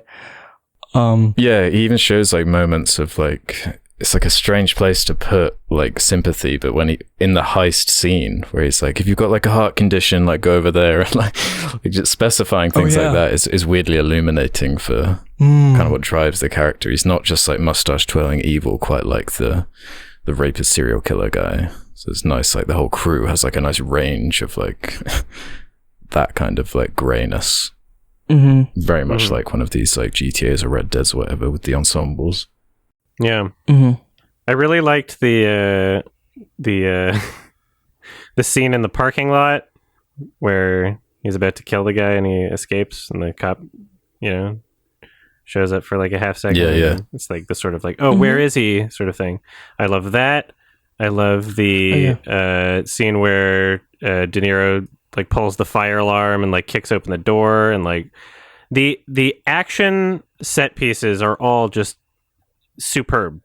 If I could just have just those in the movie, and I'm not saying I get nothing out of the character dynamics and how they're explored. I love what they did there. It's just like I felt like not the entirety of the movie was building that.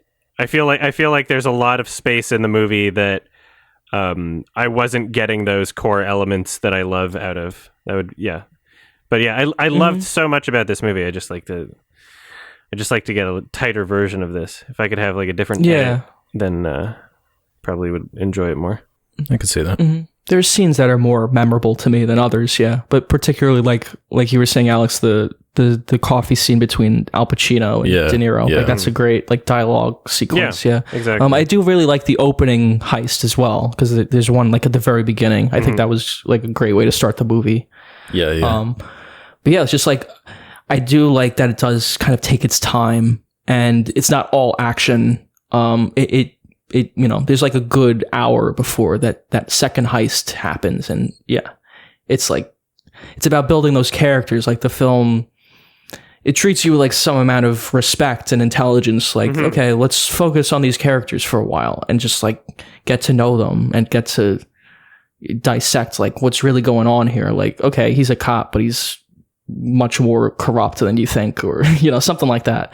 And then it's just like, and then it builds up to that action, and then it pays it off with more character work and more like the aftermath of it. Like, you care about what's happening. It's not just an action film. It's much more than that. It's truly more like artful. It's more artful and epic and like an opera, like a true crime opera to me. Like all these different characters and these moving pieces, but they all like connect and fight and fall apart and like all these things going on. And it's very complex and kind of brilliant. Like, I don't know. I don't know what to say aside from that. I don't really have any like things that stick out to me in this movie as being like bad. There's nothing about it where I'm like, that was that annoyed. I can't even say there were parts that like annoyed me. I just wish that it was like tighter for me. I just felt uninvested at points. So it's like there's no. In memory, it's a great movie because the parts I didn't connect with as much, I'm forgetting about, and I'm only left with like these fantastic scenes and sequences and performance and character moments and action set pieces, and so not a bad taste in my mouth for sure. I'd be willing to see it again at some point. Get that 4K version. Maybe I was missing those extra pixels. Oh yeah, yeah. I watched it in 4K. It's 4K on iTunes. Oh, cool. Yeah, it looked great. The remaster was really I need to get a bigger TV. I can barely tell the difference. I need to get a bigger TV. I need like one of those 85 Really can't inch. tell the difference. Yeah. Because my TV's too small, I think. I have like a 55 inch or 65 inch. I got a projector. You have a 4K projector? That's cool. That's the answer. Yeah. So it's like 8. I mean, in the room size, it's like 80, 90 inch or something. But if I had a bigger room to put it in, then it would be even bigger. So maybe maybe my next place when eventually we get kicked out for no reason because it's Vancouver landlords. Fucking Next time I have to go house hunting. They're the real criminals. Landlords. Worse than bank robbers. I'd rather deal with De Niro's character in this movie. He's a landlord. What if you made the same movie and replaced it with like a landlord dispute? And those were the characters. Yeah, that's what I mean. Like about De Niro's character, like at least he has some kind of code. At least he lives by like a code, and you understand him. It's like and there's just like so many people who don't like the serial killer guy. Like he's just like a monster. Yeah.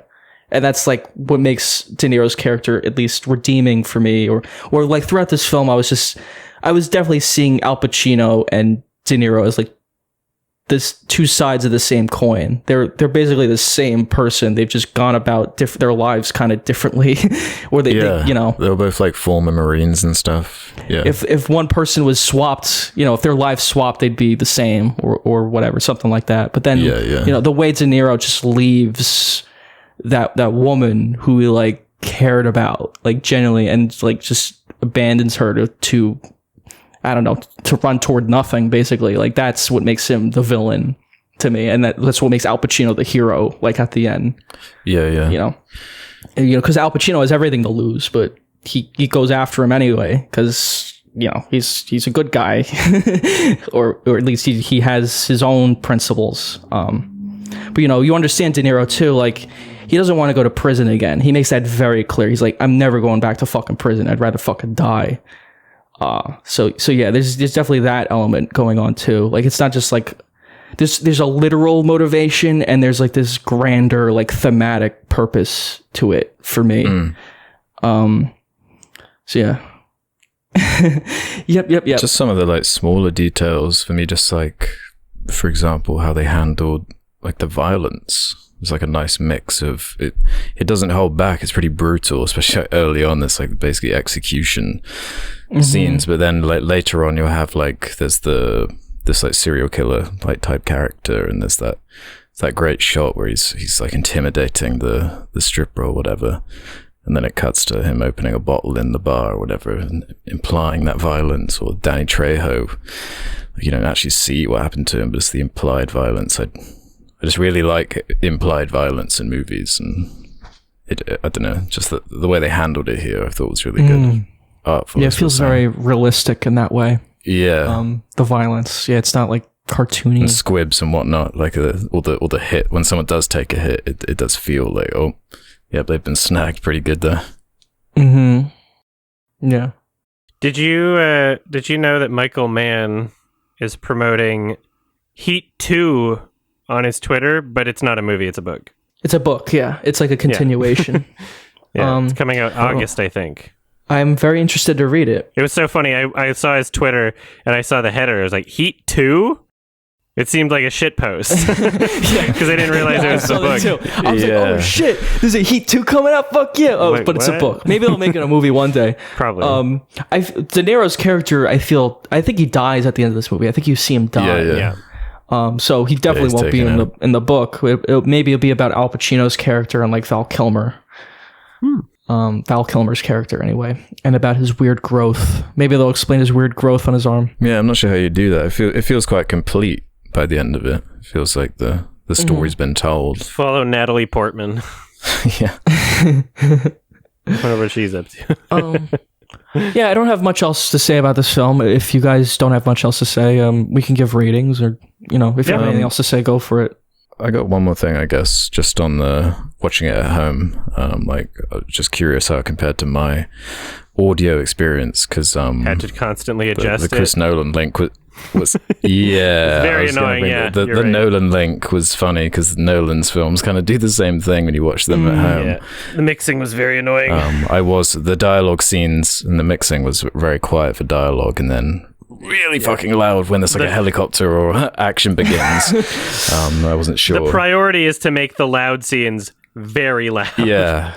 That was the priority for this film. So I assume that was like a theater mixing thing that's kind of been lost in the translation to they should really remix films when they go on like DVD or at least have an option. Yeah, an option would be good. Because they obviously have like different like dubbing options, right? So they should have an option for like, do you want the theater mix or do you want like the home mix, which is a little more like even when I play video games, there's usually like a night mode or like some kind of like more compressed mode. So you can play the game with loud gunshots if you want, like in like quiet dialogue, but you can also play the game with like like everything's kind of the same level. They should definitely have that option. I agree.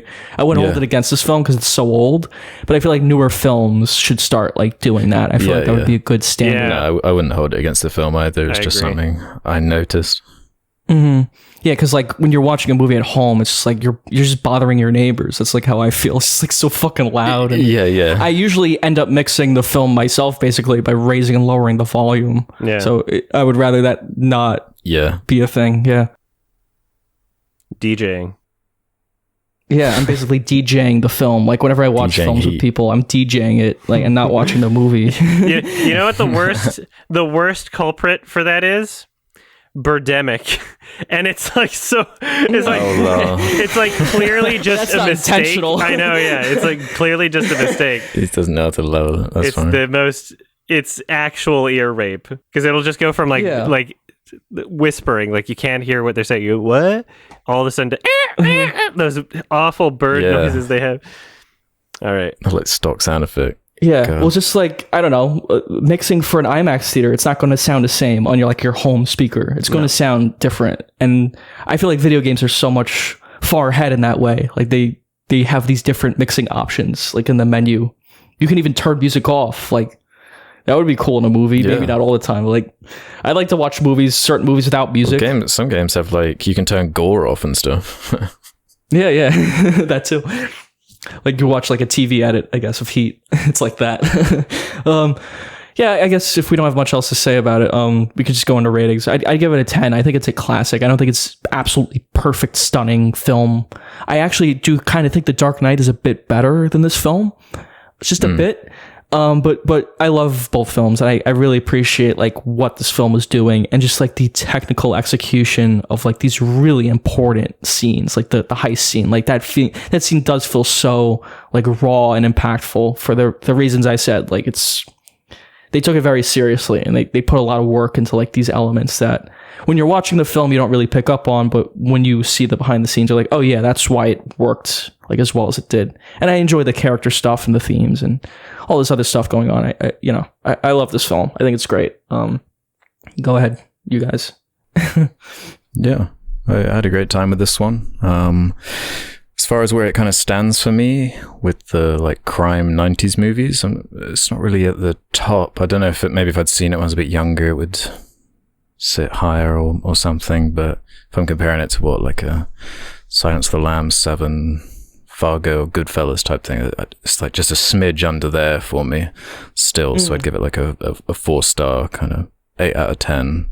Really solid. I like the characters. I like a lot of the dialogue. Can just be a bit kind of dry in some of the like plot stuff. But that might just be a first viewing. Like it is a chunky, big epic, as you said. But it does earn that runtime though in the end. Mm-hmm. This is definitely up my alley. That's the thing. Like, I love crime movies. Yeah, this is like one of the best for me. It's fine. Yeah, I'd definitely be willing to watch it again. See if that changes. For now, I'm giving it a 7 out of 10. Everything I remember about it, fantastic, brilliant. But a lot of the movie is also made up of parts I don't remember because I was kind of out of it. But are you calling me stupid? No, I'm kidding. Our fans want us to fight. They're so fucking obnoxious. I'm so mad at you now. Oh, fuck you recommended asshole. a movie that I thought was good, but not as great as you. I am the stupid baby now. Whatever. Drama Mondays. Okay, good. I'm glad you guys watched it. Yeah. All right, moving on to questions. That's funny. These are recorded on Mondays. Yeah. It's literally Drama Monday. All right, question time. Okay, let's do some questions from the Sardonicast community. If you want to leave your own questions, head over to the suggestion thread on the subreddit where you can ask us whatever you feel like, just like Butter467 did, who says, recently there's been this controversy over certain actors and actresses like Taylor Swift and Margot Robbie, who've been known for speaking out during the Me Too movement that are now starring in the new David O. Russell film Amsterdam. David O. Russell has been known for stuff such as abusing actors on set for his movies and did incest on his niece. What? Do you guys feel that these actors are being hypocritical for working with David O. Russell, or do you believe there's more to it than we think? I'm going to look this up. Do you not know about look at the incest thing. So I was reading through his Wikipedia the other day. Okay, the article, dailybeast.com, the article title is such a mouthful. Why has David O. Russell never answered for groping his trans niece? The fuck? Yeah, that's the story. I read it like a week ago or so, trying to keep up with this. Holy shit. Oh, claiming she was acting very provocative. What the fuck? Yeah, really? Did you not know about this one? Yeah, his niece. I had no idea. Yeah, that's such a... I've seen the clip of him like losing his shit on the set of I Heart Huckabees. I've seen that. Oh, but that was funny though. That was like hilarious. Like when he like walks out of the room and then he runs in the doorway on the set. That was fucking hilarious. That was funny. I felt bad for the actors though. The thing about his niece, I've heard about the thing with his niece. I don't know about that as much. I didn't know his justification for it. That's funny. Okay. Yeah, I don't know.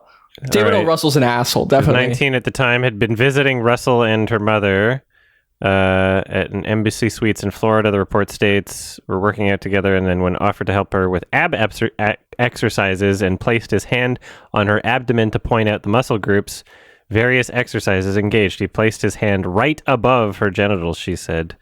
She filed something against him, right? Slipped his hand under her shirt and felt both breasts.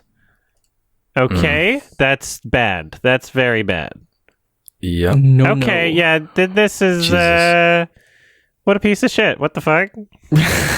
I thought he was just like a angry boy, not a rapey boy. When was that article like published? The one you're reading from? Let's see. Because how new 2021. is this? Oh. June 2021. So I don't know when the police report was filed. In 2012. Oh. So yeah, this article is like a retrospective about like why he's still an asshole, I guess. Yeah, because I saw that clip of him, how he was behaving on set, and I just wanted to like fill in the backstory of like, I guess he's like an asshole or whatever, and like difficult to work with. Yeah, he's a big asshole. Which like is like a notorious thing, and like obviously in creative fields you're gonna have like difficult people, but this it seems like something else, like on another level kind of thing. It's crazy that this was like out there and then the Academy decided that he's their favorite director. Yeah, it's kind of funny. It's just the obligatory he makes a new movie and it gets a bunch of nominations thing, you know? Yeah. He is a giant asshole. That's so weird. They love pedophiles. I guess that wasn't pedophilia. That was incest. Was that after Silver Linings? What was the one that ushered all that in? Silver Linings Playbook. Yeah, well, I like that movie. Was it American Hustle or Silver Linings first? Whichever. Yeah, I remember. Hustle? I think it was Silver Linings came first, right? I'm gonna look this up. Yeah, that's right. Yeah, David O. Russell, my Jimmies. Well, he's made a lot of good movies, you know. Yeah, 5 Oscar noms. Oh yeah, I forgot about The Fighter. Yeah. We can put him on the list now with Woody Allen and Bryan Singer and Brett Ratner. Yeah. Yeah, so... Holy shit. The Fighter was his first, like, Oscar-y movie, I think. Yeah. Mm-hmm. Silver Linings, I think, got some stuff, too. The Fighter came before... Yeah. The Fighter was 2 Oscar... noms, and then Silver Linings came out, and then American Hustle, and then like I think even Joy got an Oscar nom.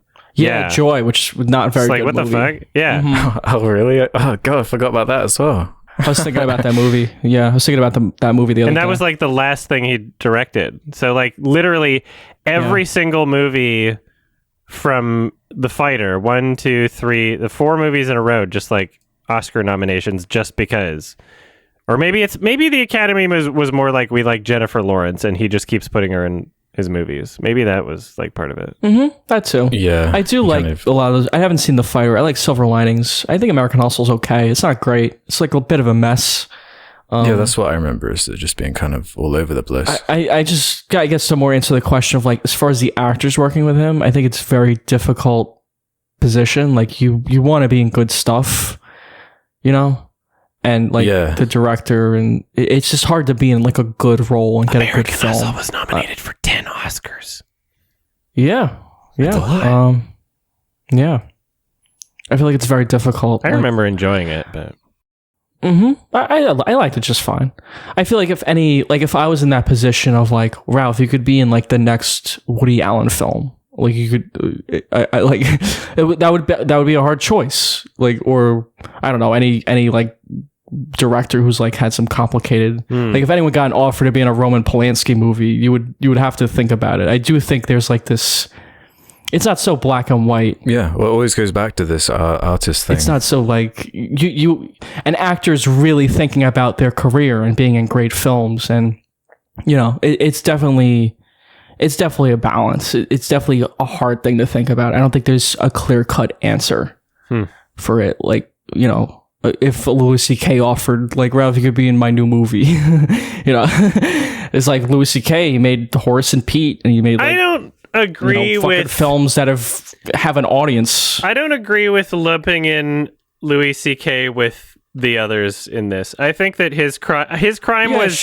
notably not as bad as the incest. He's rape not a rapist. Yeah, he's just an asshole. I don't think he's like a total. I'm comfortable with Louis C.K. being shamed for what he did and then just moving on, and he's not going to do it again. And hopefully, like, I'm comfortable with that scenario of we're all like, dude, that was fucking stupid. You're a dumbass. That was wrong. Like. Yeah. This is more than he's abusing his power. He's like, he knows he's like a famous comedian. He abuses his position to, like, I don't know, jerk off in front of getting off women. On. Like that's it's you know, I would never do something like that. It's creepy, you know, and most people wouldn't, obviously. Yeah. It's just like, it's very creepy. It's taking advantage of your power, and you know. In that way, it's similar to like what these other guys are doing. It's obviously just a much more extreme example. Like he didn't rape anyone like Harvey Weinstein did, but it's that same kind of mentality where you think you're like above other people, more specifically above women. You think you can like mistreat them for their career. I think he probably just had a humiliation fetish and told himself stories. Like, because apparently what happened was like he would have women in his room or wherever, like, invite them back and just be like, hey, want to watch me jerk off? As it, like, and they think it's a joke, and then he just actually does it. And then, like, if correct me if I'm wrong, like, I don't know if any of them were like, no, ew, put it away, or like told him to stop. Like, I don't know if that ever happened and he just didn't stop. I don't think that was a scenario. Well, right, because you could say it's because he's famous. Yeah, and it's still wrong. Challenge him. Yeah. It's still wrong, and it's still like, dude, you shouldn't do, like, it doesn't matter if it's the whole people saying like, well, if she didn't say no, it's okay. Like, no, it's still wrong. You shouldn't do that, right? But I think that it's quite a few degrees away from Polanski, Woody Allen, David O. Russell. Like, yeah, I'm not comfortable putting them in the same they literally category. like rape children. Is what I'm saying. Sure. Sure. CK came out around a lot of that news was around the same time as Harvey Weinstein. He did get like lumped into it. It was in the big Me Too thing. Yeah, he was part of like that Me Too. I don't think he's as bad as like, definitely those other people. I'm comfortable that he still has a career. I don't think he deserves to not have a career. That casting couch mentality and like having power over women and like abusing them sexually like that is not okay. Yeah, it's 100% not okay. So like under the condition that he never fucking does that again, then I'm fine with him. Yeah, just because it's not illegal doesn't mean it's like a morally good thing. Like that's completely fucked up thing to do with like your position and fame. And now he's less famous because of it. And yeah, he deserves that because he clearly can't handle it. You know, it's not even a diss toward him. He can't handle those relationships. Hopefully this doesn't come back to bite me in the ass, but I can believe that he stopped doing I can't even listen to him anymore. I can't listen to his comedy. I think he's still funny. I'll see his new film eventually. Yeah, but I can't even listen to him. I think he's just such a piece of shit. I really liked his HBO show back in the day. I'll still listen to him. Mm-hmm. Oh yeah, in his prime, I thought he was like one of my favorite comedians. But after that, I'm just like, I can't even listen to him. I can't laugh at him. I think he's just so disgusting. It's like again, like that casting couch mentality. Like I don't make films to like have sex with actresses or whatever. I make films because I want to make films. Like I want to express myself or what. I don't make films to abuse people. Like it's so shitty. It's so disgusting. Like and that mentality. Like that's what people think films are, especially in Hollywood. And it's because of people like that. And like other people who do the same thing. There's definitely people, who aren't that bad. Like I don't know. Yeah, I'll have to look into the allegations more, maybe. Like, definitely. There's worse examples. Roman Polanski is a worse example. Bryan Singer, like those people are pieces of shit. Like yeah. But as far as like the acting thing, like obviously he has a new movie out. People still work with Louis C.K. Like Nick DiPaolo's in his new movie or whatever. Like if you want to be in a good role and be in a good movie, there's something much more complicated there than just like, okay, this person's bad. Mm-hmm. Yeah, well, it's like part political, it's part like career moves. You want to be in a good film. Yeah, like what is Emma Watson doing? Like Emma Watson should be in a high profile film. She's not doing anything. Since Harry Potter, she hasn't done anything. She did Bling Ring and she did like Perks of Being a Wallflower. And has she been in any film recently? She was in The Circle, which was like total She's shit. in like Beauty and the Beast, wasn't she, with Disney? Yeah, that's a big one. Yeah, I'm sure the director of The Circle is a nice guy. I mean, maybe not, but like, that's, you don't want to be in a bad film either. That's what I mean. It's a fucking She balance. hasn't been in anything since 2019 for Little Women, Little Women, that's right. That was a big movie. She's still in big stuff. She's still, but like, nothing announced for a while. Yeah, actually. she needs to make smart career moves. Yeah, and like, working with David O. Russell. I mean, maybe she didn't know about this shit at the time. She was in Noah. You don't know what's going on. Yeah, it's weird. I don't think it's so black and white. I think, like we've said before, like there's all those actors who signed the petition to defend Woody Allen. Yeah, Roman Polanski, I think, right? Roman Polanski, sorry, not Woody Allen. It was Polanski. They're all like the same to me at this point. And, it's like, because like, these guys are important directors. They've made great films. Roman Polanski's made Rosemary's Baby and Chinatown, and Woody Allen's made Manhattan and Annie Hall. And like, this like, where you're not going to work with the director of Annie Hall. There's something going on there that's much more complicated than I think people who aren't like artistically minded or not thinking about that kind of thing or their reputation or their career or like they're not even savvy. You're not going to work with the director of Jeepers Creepers. That guy's like, he went to prison for like pedophilia. Oh really? Jeepers Creepers? And he's back and he's making movies, I think. Yeah, the Jeepers Creepers director. He's like he's not as common of a talking point as like because he's never made a good movie. Yeah, there's bad directors too. Yeah. Yeah, Victor Salva. like went to jail for pedophilia, and now he's like, is he coming back? Back at it. Yeah, he's making movies again. Another dream escape. Yeah, I wouldn't put my career on the line for that guy, but for like someone like Roman Polanski, maybe. Gotta be in the new Jeepers Creepers movie. You just don't know unless you're that actor in that position, making that decision. That's crazy. I mean, that's just it. And there's a reason high-profile actors are still in these things. Imagine the conversations with like producers and like perhaps even distributors and studios that are getting, like, they're all like small scale for the movies that he's making now, but they're getting behind him and they have to know about this. And so they're making a calculated decision in terms of like, okay, so we can make this with this director and people watching the film will be ignorant enough about who it's made by that we can do this with no issues. I think that that's kind of funny because it's like, well, what is he bringing talent to is he like that talented that you're willing to take that risk? Like you can't get anyone else to like take on, like, are you just friends with him and you're just trying to give him a job? Like I'm interested in what dynamics are taking place He's here. clearly got some cachet. Like they're selling Amsterdam, like the poster is just like the cast basically in big like white font, just like who is in it. So there must be something going on there. It's not in big letters like David O. Russell. It's more just like De Niro's in here, Mike Myers is in here, Zoe Saldana, Rami Malek is in here, Rami Malek. Yeah, Mike Myers. So I guess they just know that all those actors' cachet like kind of overpowers the creepiness. Look at all these huge people. Wow, Jesus. Yeah. What a piece of shit. Can't believe it. Polanski has a new film coming out too. Polanski has a new film. Yeah, he never stops. Mickey Rourke. Oh, Mickey Rourke? That's so funny. Mickey Rourke's going to be in it. It's 2023. It's called The Palace. And, like Kevin Spacey, too, he's got a new film coming out. I saw the trailer. It looks like total shit. But that was funny. Awful. Like, these people, they're not going to stop working, like, unless they're in jail, obviously.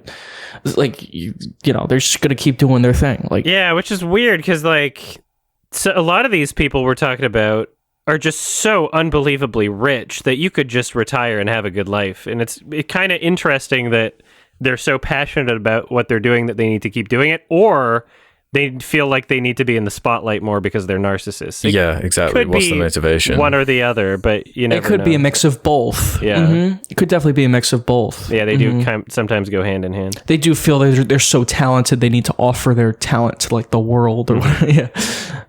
John Cleese. That's the thing about like just the entertainment industry. Like it's like a different breed of human almost. Once you're in that world and you are a Margot Robbie or whatever, you're like half human, half like product. Yeah.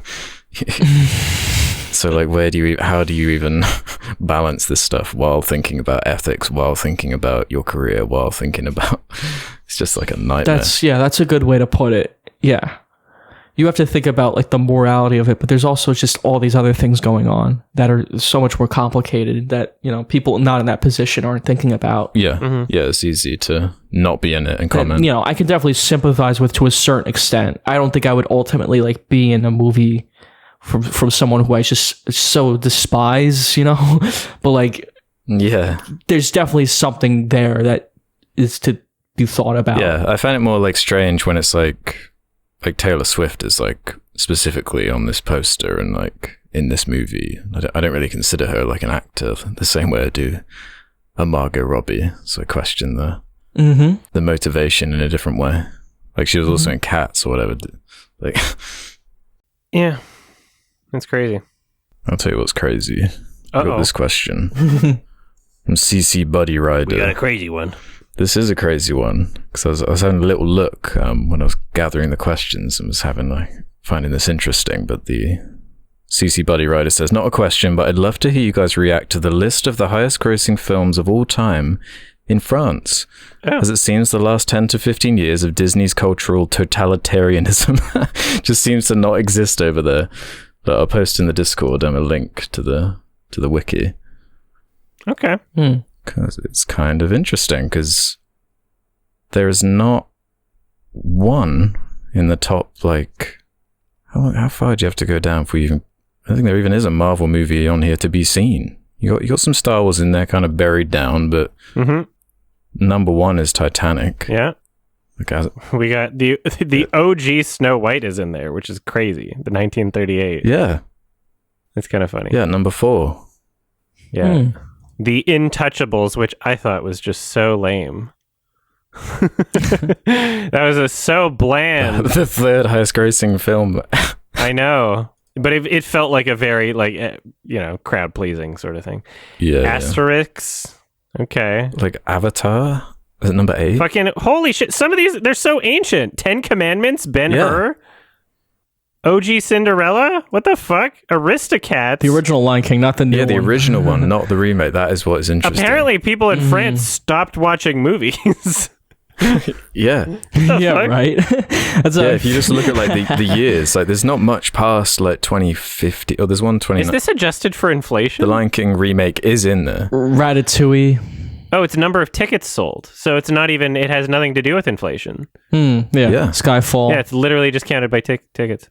Mm-hmm. Wow. Based France watching the original Lion King more times in theaters than the remake. Fucking base. Yeah.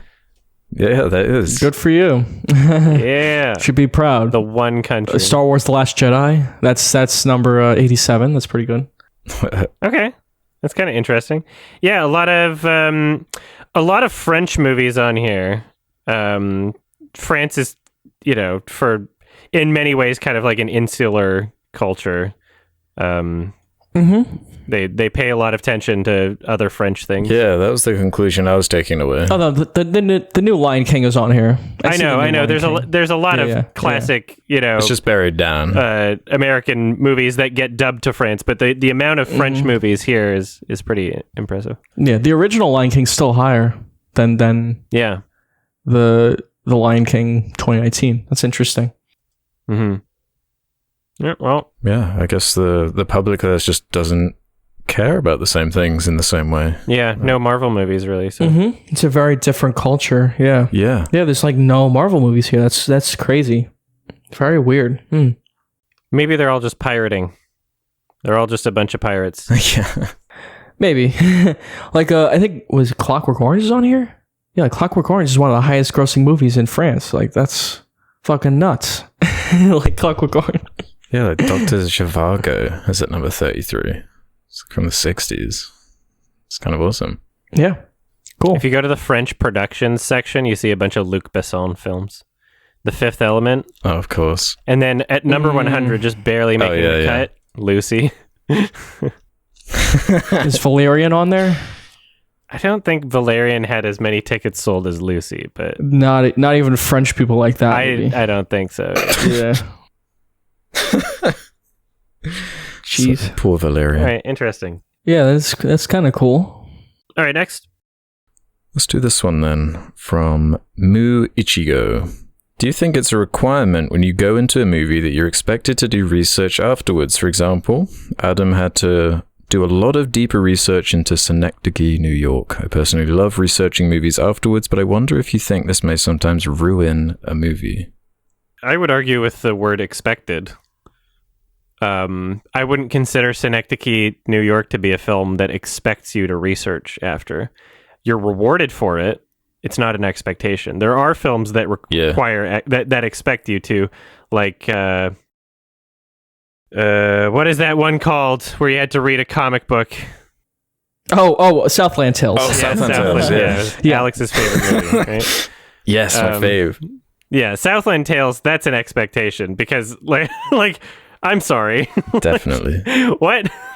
The first how long of your movie you had to read a comic book?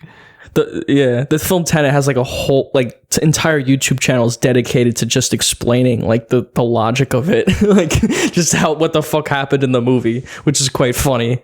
I still like that movie, but yeah, maybe Chris Nolan's movies are like that. Yeah, something like Dune as well. This kind of falls into it just a little bit, but again, it works and is interesting kind of on its own and acts as a good platform. Yeah, to, like jump off of. A lot of I feel like there's a lot of adaptations from books that fall into this category because I made a review of The Hunger Games a while ago, and a lot of the fans would leave comments being like, "What do you mean they never explained that? That was explained in the book." I'm like, I watched the movie. Like you shouldn't have to read the book to understand what's happening in the movie. Like, this is a separate product that you shouldn't be expected to read the book beforehand. And if you are, then just read the book. Why watch the movie? Right? You didn't sell these as like a complete package. You didn't hand these out with tickets to the film, you know? So that's kind of annoying. Yeah, for sure. Yeah. There's depending on the movie, there's some that tackle like real life events where you're supposed to like there's an expectation of understanding like political relationships or like global politics like to in order to know what's happening in the film, right? Yeah, especially if they're in other countries that you're not familiar with or some are a bit more obscure. It's good to do research and that kind of stuff. But it's also just one of the most fun things about it to me. It's like one of the reasons I love Stalker so much. Like it's almost a story in and of itself, like how they got the damn thing made, like the whole the background of it, the behind the scenes of what was going on and the context of it. Yeah, sometimes the story behind the movie is more interesting than the movie. Yeah, that can happen a bunch too. I think that it was interesting that for what was that movie called? Kristen Stewart was just nominated for an Oscar, directed by Pablo Larraín, Princess Diana. What was it called? Spencer. I thought it was interesting that Spencer essentially just took a lot of liberties and created their own story using the existing character of Princess Diana.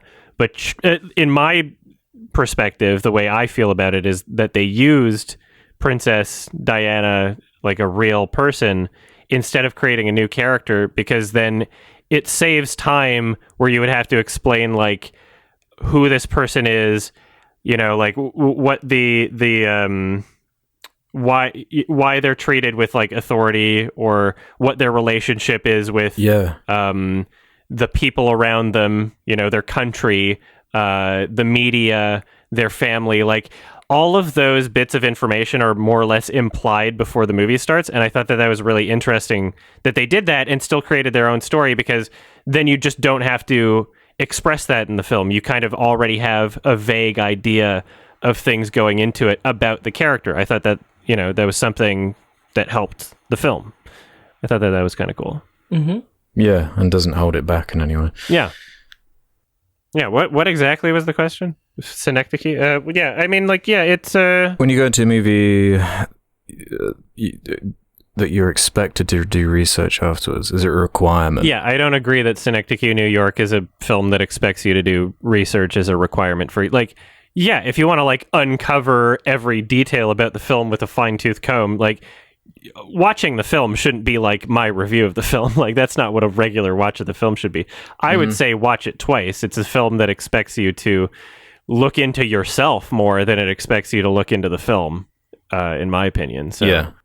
No, I think you nailed it there with a rewatch can be. I think some films do demand like watching it more than once to fully break it down. But that doesn't equate research. I feel like you haven't truly watched a film unless you've watched it twice.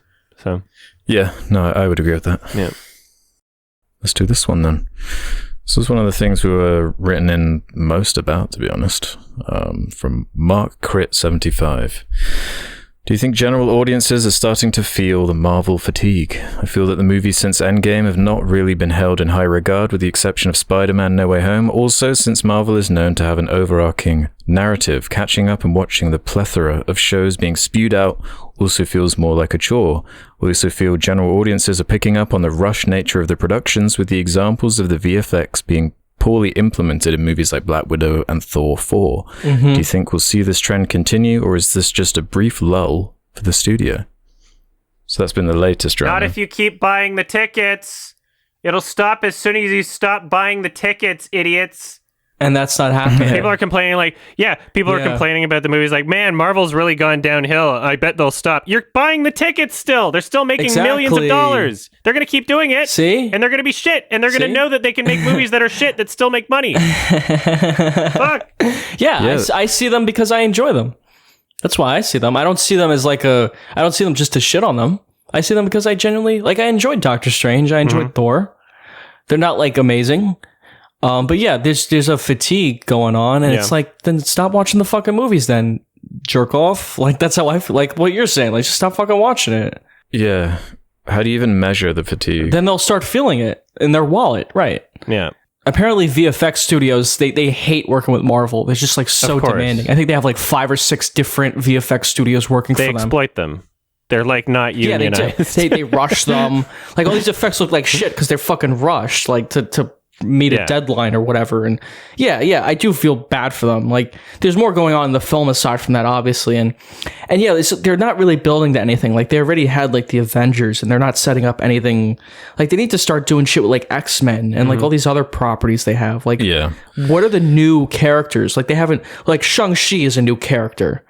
That's it. Like I can't think of any new characters that they really... They tried with like the Eternals, didn't that they? was fucking terrible. Yeah.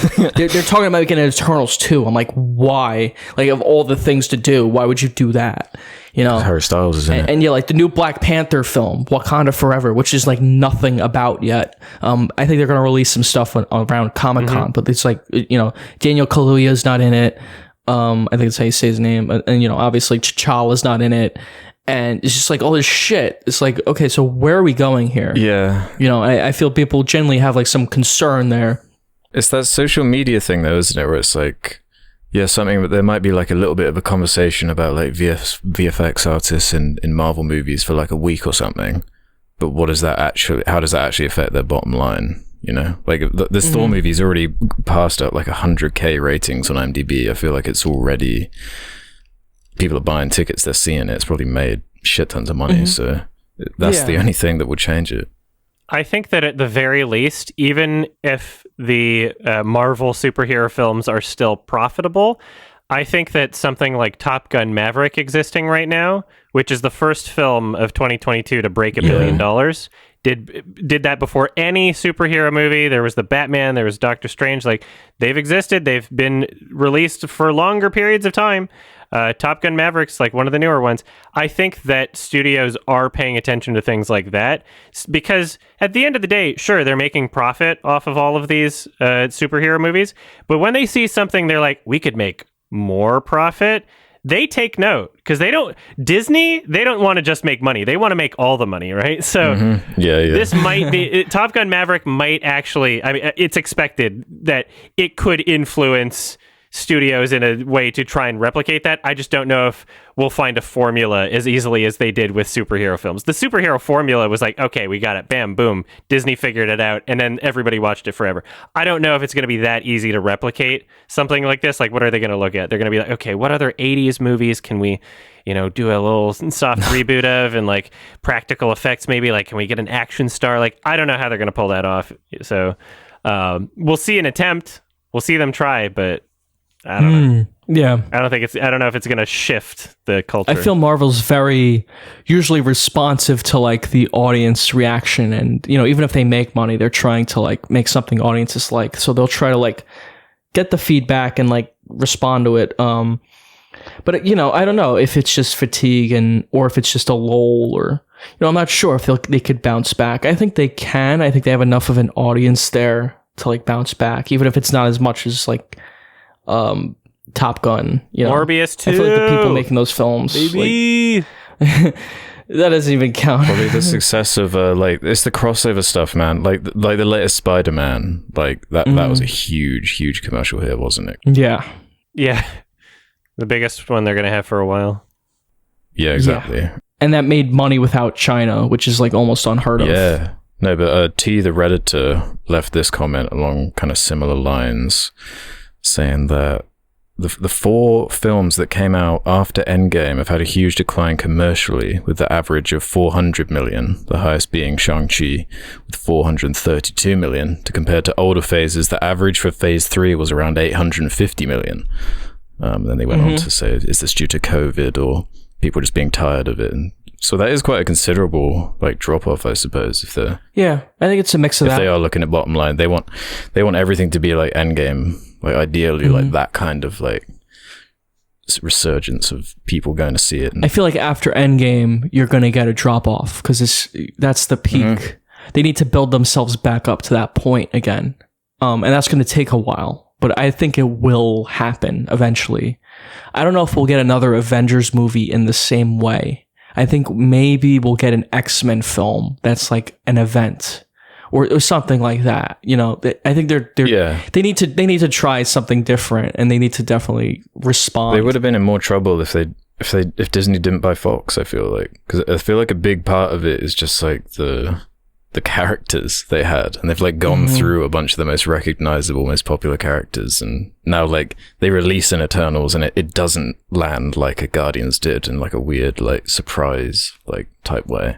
It was actually like quite the inverse, and they're probably hoping like, oh, this is supposed to be the new jumping off point for the new franchise thing that everyone's gonna love, and it's not really working out the same way. So I think Guardians 3 will do well, but they're going to start phasing out. They need to start phasing out those old characters because they're old. We need to start making room for Shang-Chi and X-Men and like the shit like that. Like there needs to be a future to this. Like it can't just be like the same. We can't just keep making Doctor Strange movies and Thor movies and like whatever. Like it's we've been dealing with the same characters for a while at this point. I think Doctor Strange could have like one more movie in him. Thor is very popular. I see why they made him like such a big character, and like Chris Hemsworth I think is really good. And they're talking about making another Thor movie also. So really, I don't know. Yeah, it's mainly like those VFX. Like I think that's the biggest. Like I've seen that on Twitter. I think Twitter has a lot of bullshit criticism when it comes to these movies and just like complaining and whatever. And again, it's like, why don't you just not see the movie then if you're gonna just fucking bitch about it, whatever. Like, but like the VFX are a problem. It almost seems like people have turned more on Taika Waititi than just the MCU as a whole. Yeah, Taika Waititi's saying some dumb shit. A lot of it has been criticism of him specifically. So he's kind of an idiot. Got him. Roasted. Got him. Whatever. Yeah, it's They I feel they need to respond. That's just how I feel. There's definitely something going on. Yeah, we'll see how it goes. I'm excited to see how things progress. I'm excited to see what they do with the X-Men. I think that'll be interesting. Yeah, exactly. Like they're probably going to be gambling a lot on that. They're like, shit, which characters have we still not? Like that's one of the big ones, right? Yeah, that and Deadpool. Probably. Yeah, I feel like once that comes out, if they do it well, people won't even remember Avengers. They'll just be like, oh, whatever. If it's just another Eternals. Yeah. Well, if it's another Eternals, then no. Yeah, if they fuck it up. Oopsie. Then they'd be in big doo-doo. If it's a Fan Four stick. Yeah, Fan Four stick too. Yeah. Fantastic Four, I don't know what you could do with at this point. So those characters suck. The guy who did Spider-Man, John Watts, he was going to direct and then he stepped away. So he'd be probably, I don't know. I think it's difficult to make a Fantastic Four movie at this point, especially because like the Josh Trank one and the Michael Chiklis ones with like the stupid suit and the Roger Corman ones. And, yeah. Okay. I guess that's good on Marvel. All right. That does it for questions. We got to wrap things up. Awesome. I believe we have a film recommendation. I think it's Alex's turn. Yeah, I believe it's me. I'm going to go for one that I think I brought up a few episodes ago, one I wanted to recommend, that being Brokeback Mountain. Okay, nice. Cool. Brokeback. It'll be nice to revisit it. I've never seen it, but it's always been on my list, yeah. I haven't seen it in a long time. This will be cool. Yeah, awesome. All right. Gay Cowboy. If you haven't seen 2005's Brokeback Mountain, directed by Ang Lee, with Heath Ledger, Jake Gyllenhaal, Anne Hathaway, and Michelle Williams, then check it out before our next episode. These episodes are recorded and released every 2 weeks, but you can get them early, up to a week early, if you go to sardonicast.com. Sign up for premium. It's only $2 a month. Also, patreon.com/Sardonicast. You could do that instead if you're familiar with Patreon and want to do it there. You'll get these episodes as they're edited. Usually not a week early, but we've been recording a bunch early just because I'm doing film festival stuff. So yeah, the next couple are like a week early. So, and we got merch, link in the description. There's a Sardonicast highlights channel, which you should check out and subscribe to on YouTube. I've seen that. Cool. And send us some fan art. Yeah. just hashtag Sardonicast fan art on Twitter, or just post it on the subreddit. They'll show up at the beginning of the YouTube videos. All right, thank you so much, and have a lovely, great ass. Have a great ass. Goodbye. Have a great ass. Bye. Bye.